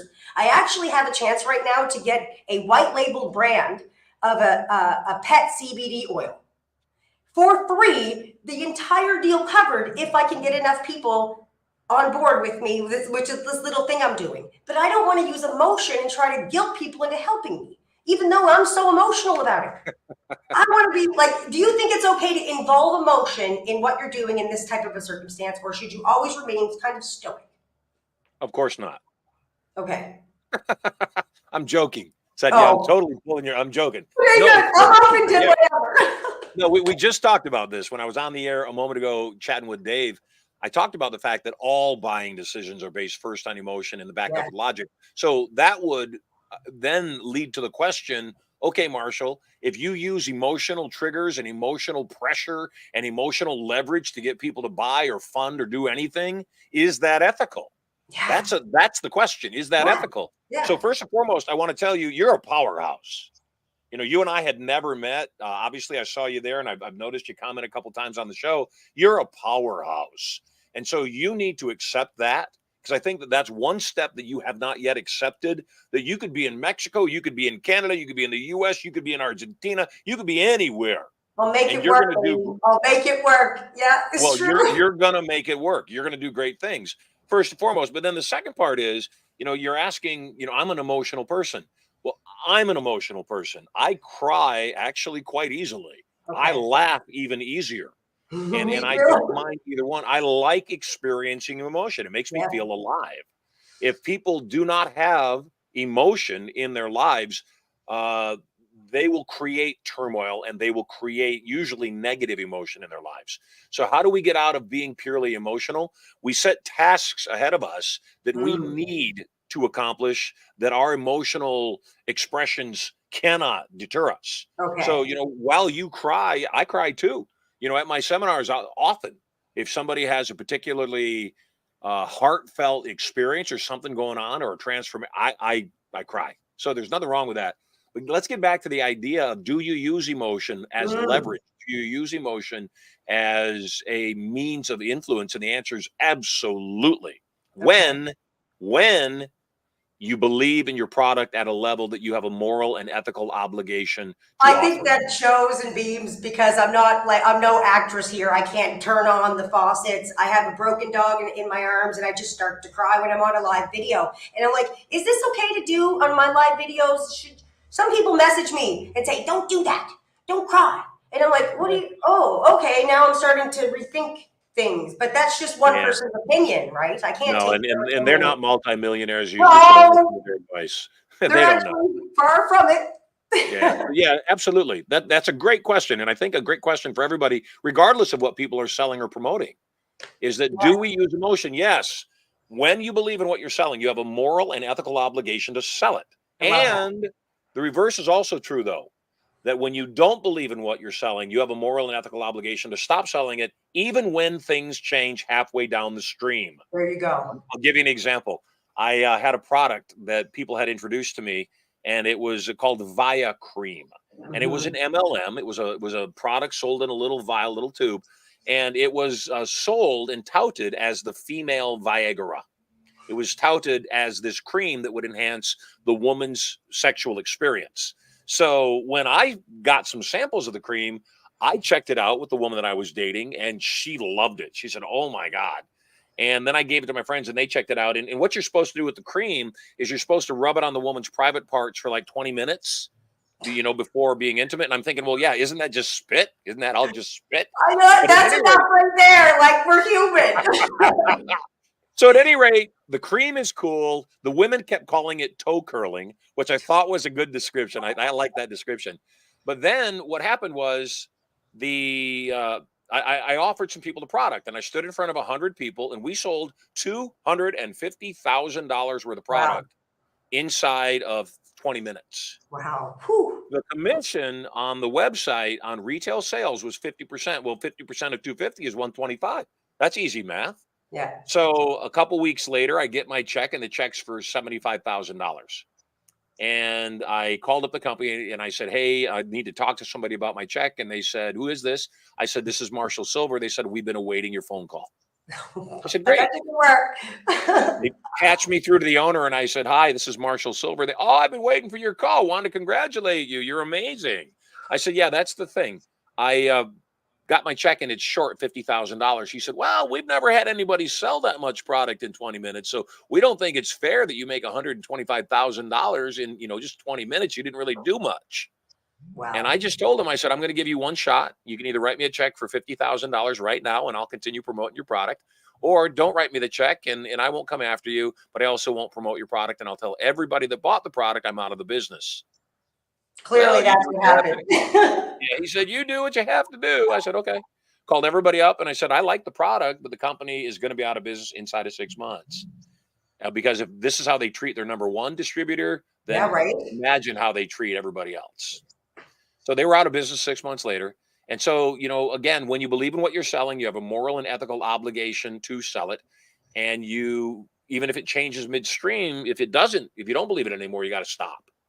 So you build websites, and I think that's a great thing. Do you build websites on Builderall? Yes, I do actually.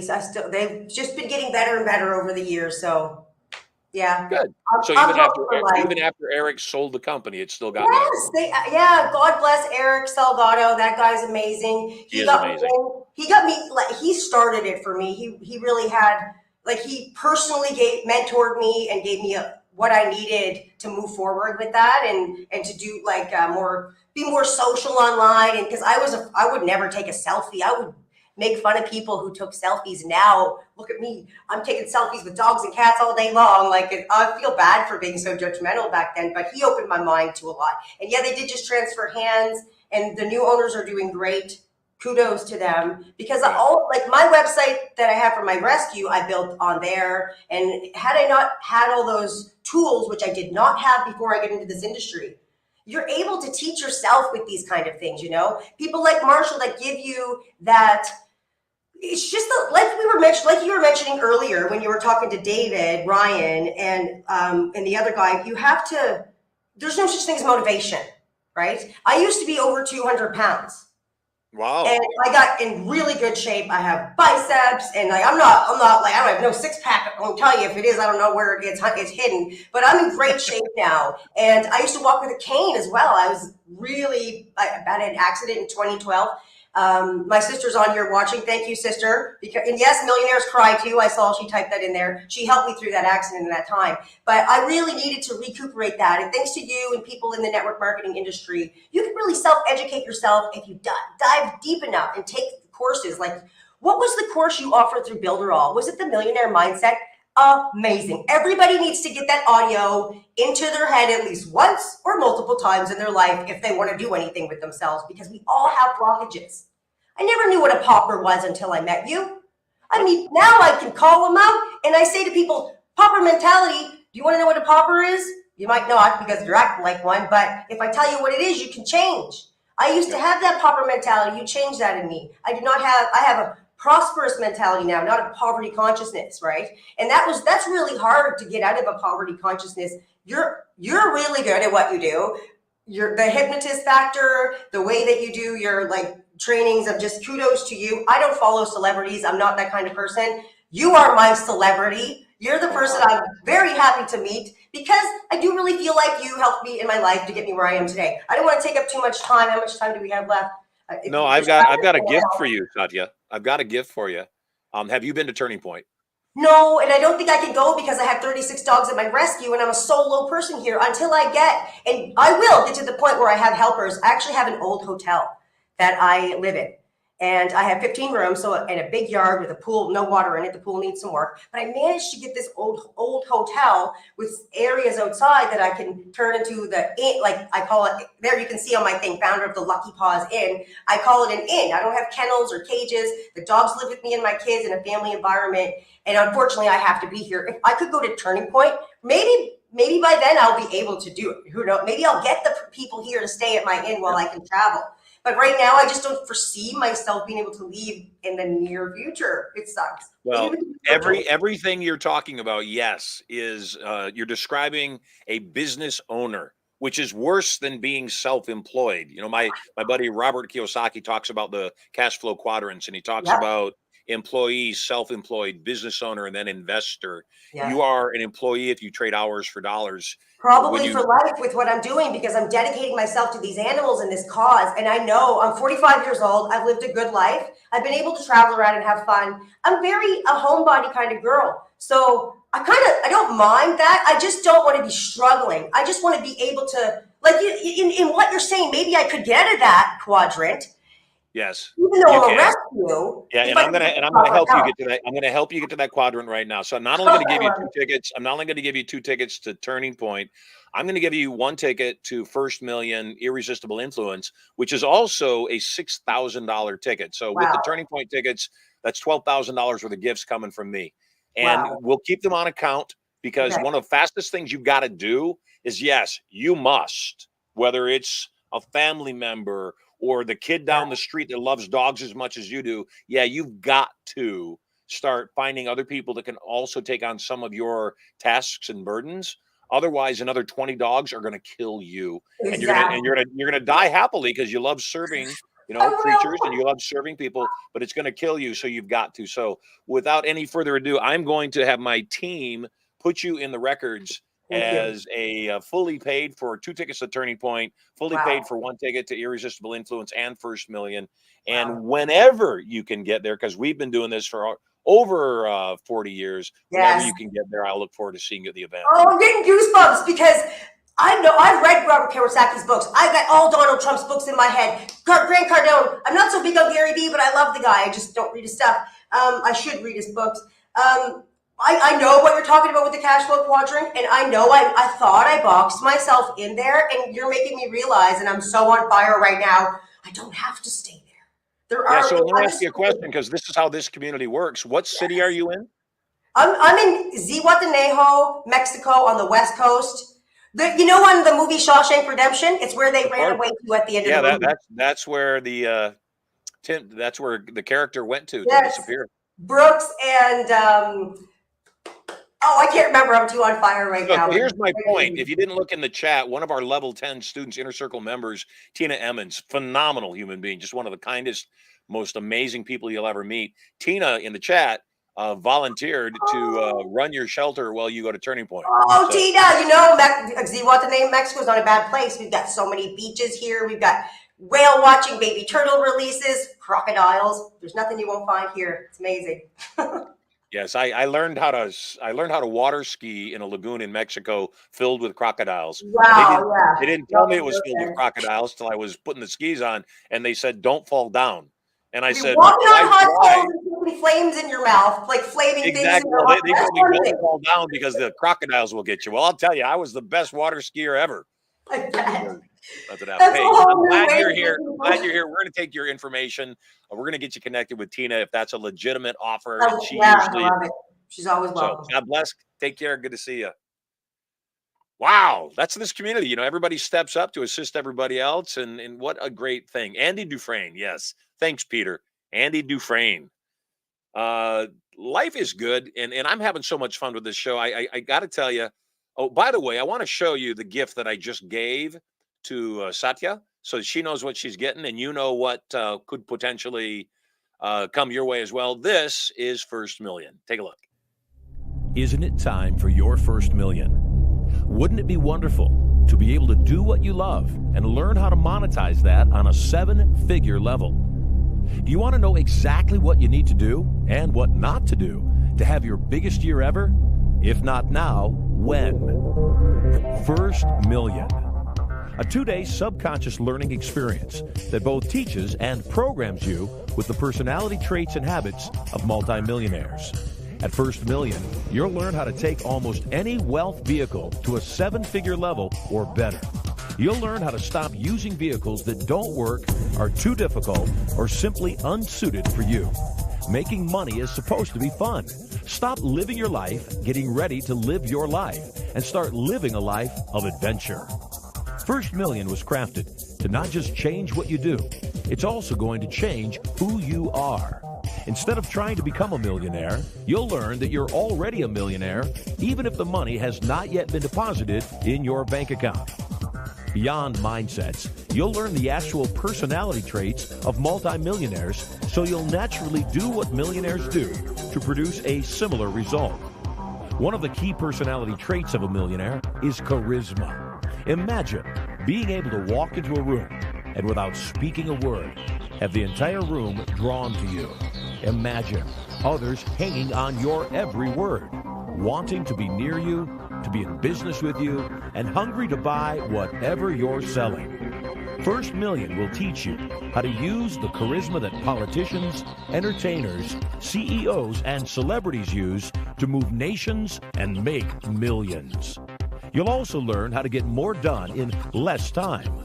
You'll learn priority management and what the highest and best use of your time is. You'll learn laser-like focus upon IGAs, or income-generating activities, and you'll learn to let go of anything below your pay grade. What if you had more customers than you ever imagined?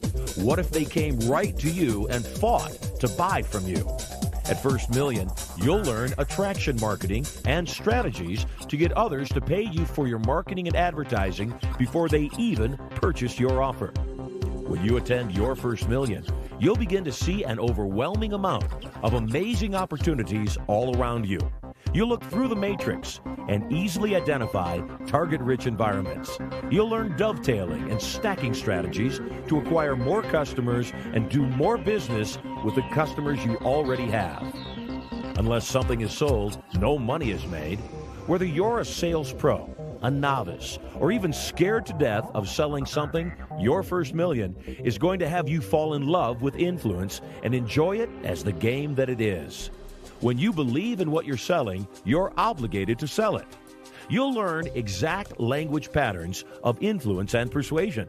You'll learn how to get others to ask you for what you're selling and have them believe it was their idea.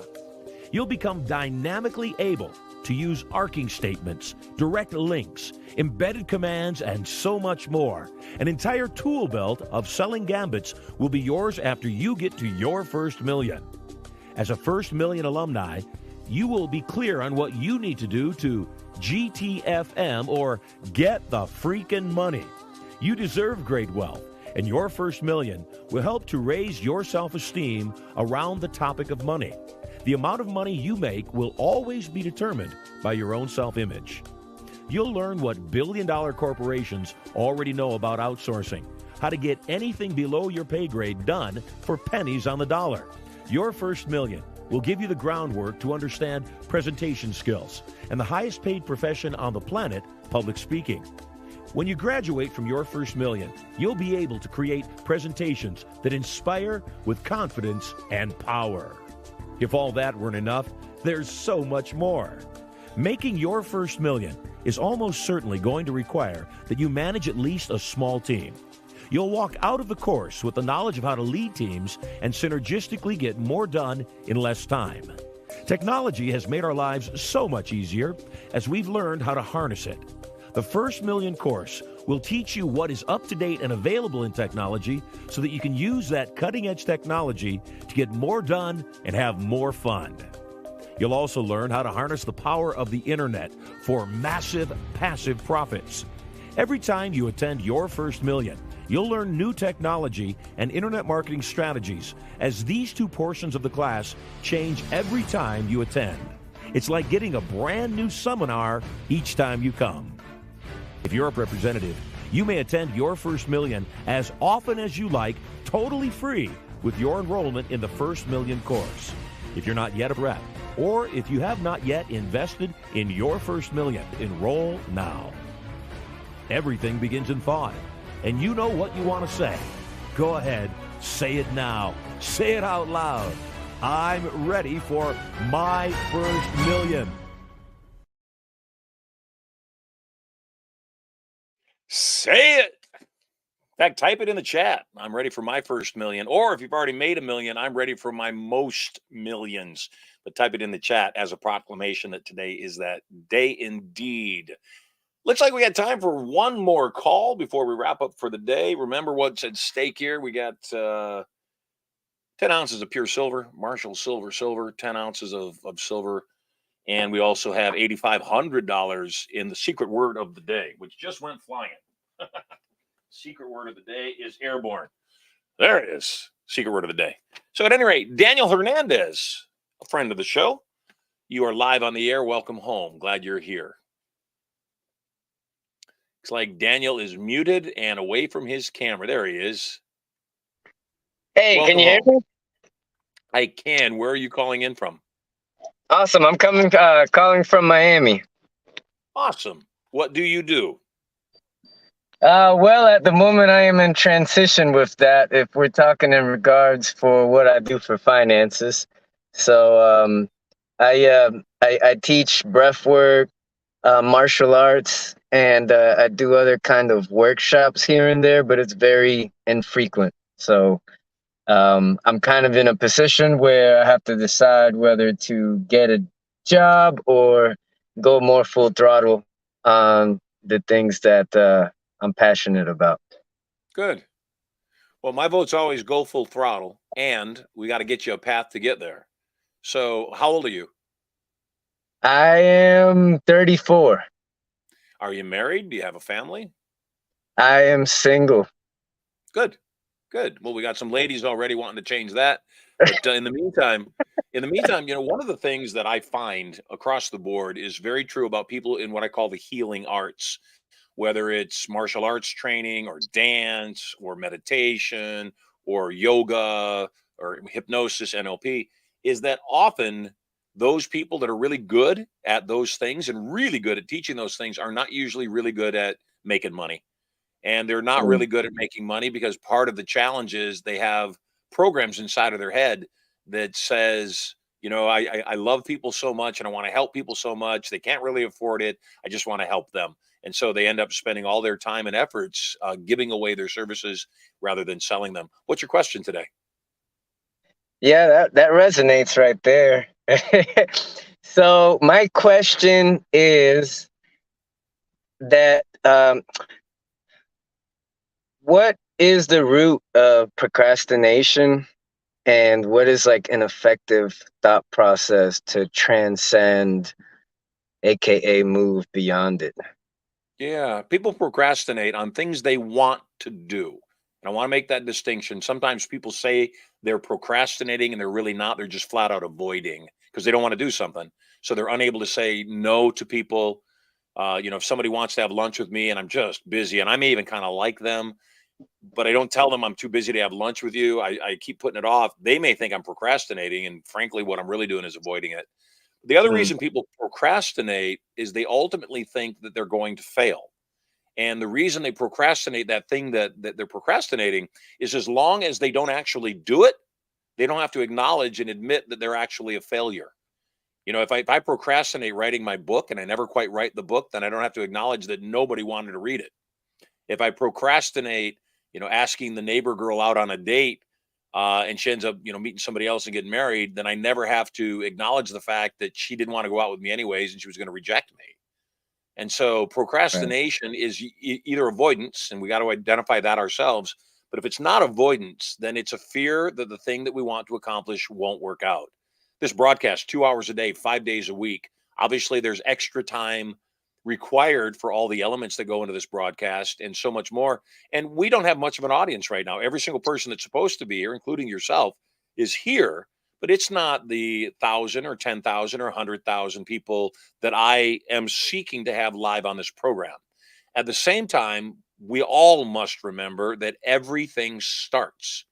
So you said you're a personal trainer, except I make a little wager. You don't have a business card. No. So one of the things that I would do if I were you, and obviously we're in a different time, is not necessarily get a business card. There's lots of apps right now, though, that allow you via your phone to give your data to somebody else. So you can bump their phone and give them your data, your calling card, your social media links, and so forth. But that's the first thing you've got to do is really decide, am I actually in this business? Because what you've been doing until now is you've been taking whatever opportunity comes your way. So somebody says, "Yeah, I need a trainer." You go, "Hey, I'm a personal trainer." Or they say, "Yeah, I want to learn. What's your martial arts?" And here's my prediction: your jujitsu. Well, it's a good guess because it's called Wing Chun, and it's got some similarities in the sense that it's a lot about relaxation. And that's what actually calmed me down, because I used to be a hothead. I came from boxing. And, boxing is like, you try to kill the other guy before he kills you. And then, Wing Chun taught me how to relax and let go of the body, How to channel. And it changed my life, really. That and fasting. Funny enough, you guys were talking about fasting earlier. I thought that was neat. Yeah, so the biggest challenge, and what I want you to do for the rest of the day, man, is just stop and ask yourself the question, who am I? Because that will determine what you do. And I want you to take the time. We do an exercise at Turning Point where people write out their ideal day of work and their ideal day of play. And so I'd love to have you take some time today and meditate and close your eyes and say, if my life were perfect and I was doing exactly what I wanted to do with my life, here's how it would unfold. I would wake up in the morning, and maybe or maybe not in your case, I don't know, the love of your life is asleep beside you, and you climb out of bed and you open up the curtains and you watch the waves crashing on the shore, and you go downstairs and you cut open a papaya and you eat it while you're watching the sunrise. And what I want you to do is go through your whole day that way, because the biggest thing that you're lacking right now is you're not procrastinating. You don't know what to take action on. So that's not procrastination. That's lack of clarity. That's lack of a definition of purpose. So until you have a definition of purpose, guess what? Nothing's going to work. Hey, you're awesome. And I've got to wrap up the show. So you keep listening. I've got 2 tickets to Turning Point. We do about one a year in Florida. We're about every other month down in Las Vegas. So we'd love to have you. You're totally loved, man. And I'm glad that you're watching. I noticed your name pop up in the chat a bit. So I got my eye on you, man. Make sure you do your assignment. Fair enough? Yes, sir. And if I could just say really quick, with you as my witness, I feel like it makes the affirmation stronger, right? Everyone here is my witness. I am a multimillionaire. It is my birthright, my blueprint. It is my destiny. And everyone who's watching, it is yours too. Man, you got a great energy, brother. You are loved. So yeah, Thank we're you. going to You're get set up loved with as well. Turning Point tickets, and I look forward to meeting you soon. Good people always. Hey, we had 3 people on today's show. We get to as many calls as we can, and obviously we don't get to everybody. So if you are one of the 3 people, David from Panama, Satya from Ixtapo, or Daniel from Miami, if you're one of those 3 people, make sure you keep listening and tell your friends to go to my social media, whether it's the YouTube channel, which is a great place to vote, because we certainly look there right away, or one of my Facebook channels. Go to those channels, vote for David or Satya or Daniel. And if you are one of those 3 people yourself, go tell your friends to go to the vault, get a membership, and vote for you as well. So great calls today. Nobody said the secret word of the day. So that means good news for you. Tomorrow, $9,000 up for grabs. Nobody, not a whole lot of people make their guess as to what the secret word is. I saw some guesses going on in the chat. My recommendation, don't guess in the chat, because you're probably, you could come up with the word in the chat. And if you come up with the word in the chat and somebody else says it on the air, they win. You don't. So I wouldn't say the word in the chat if I were you. I would get on the air with me. But what's cool about this is that as it rises, gets higher and higher and higher, the likeliness of somebody winning gets greater. Also, obviously, we're now at $9,000 as of tomorrow. As the dollar amount keeps going up, people are going to become more and more engaged with it. And ultimately, somebody's going to win. My wife asked me the other day, what did I think was going to be the point where people would really start digging in and saying, I want to win that cash today? And I told her, I think if nobody wins it by the time we're at $20,000, I said, that's when people are going to start really attempting to figure me out. Yes, in the first part of the show, while I was on the air with Mauricio, and right as we were chatting, during that first hour, I always give the clues as to what the secret word of the day is. If you got a guess of what you think the secret word is, go ahead and put it in the chat, and I will open this up. But during the first part of the show, I did give you clues, a few things I said. I mentioned Japan extensively. I talked about monsters twice during the first hour. And yeah, it's some kind of a monster, and it's some kind of a monster in Japan. If you had called me up and you had said the secret word of the day was Godzilla, you would have won. Yeah, you're going to get in my brain. You're going to figure it out sooner or later. You're going to win. Hey, I'm Mauricio Silver. You are totally loved. It's been such a joy being with you. Tomorrow's show, I'm going to talk about the great I ams. And the reason I am, just as you just saw Daniel proclaiming to the world, the reason I am is such a powerful, powerful, powerful program is it defines everything in your world. So tomorrow morning, I'm going to share with you the great I ams of being a multimillionaire. So be sure to tune in. You're totally loved. Thanks to our guest. Thanks to our callers calling in. Thanks to my team in the studio. Until we meet, get at least 3 hugs. Give at least 5. Tell somebody that doesn't even know you that they are totally loved. See how it changes your day and their day, and celebrate life. I'll see you tomorrow.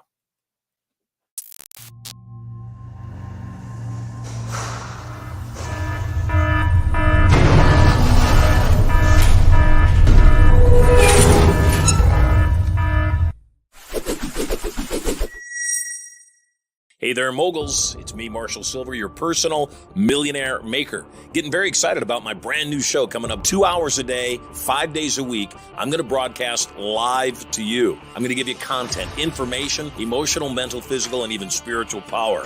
I'll also invite some of my cool multi-millionaire and billionaire friends onto the show to give you more direction, more advice for having it all. All the knowledge to get everything you want and so much more. All you got to do is log in to the show to get information coming to you live from the bunker right here at Studio Money. So stay tuned.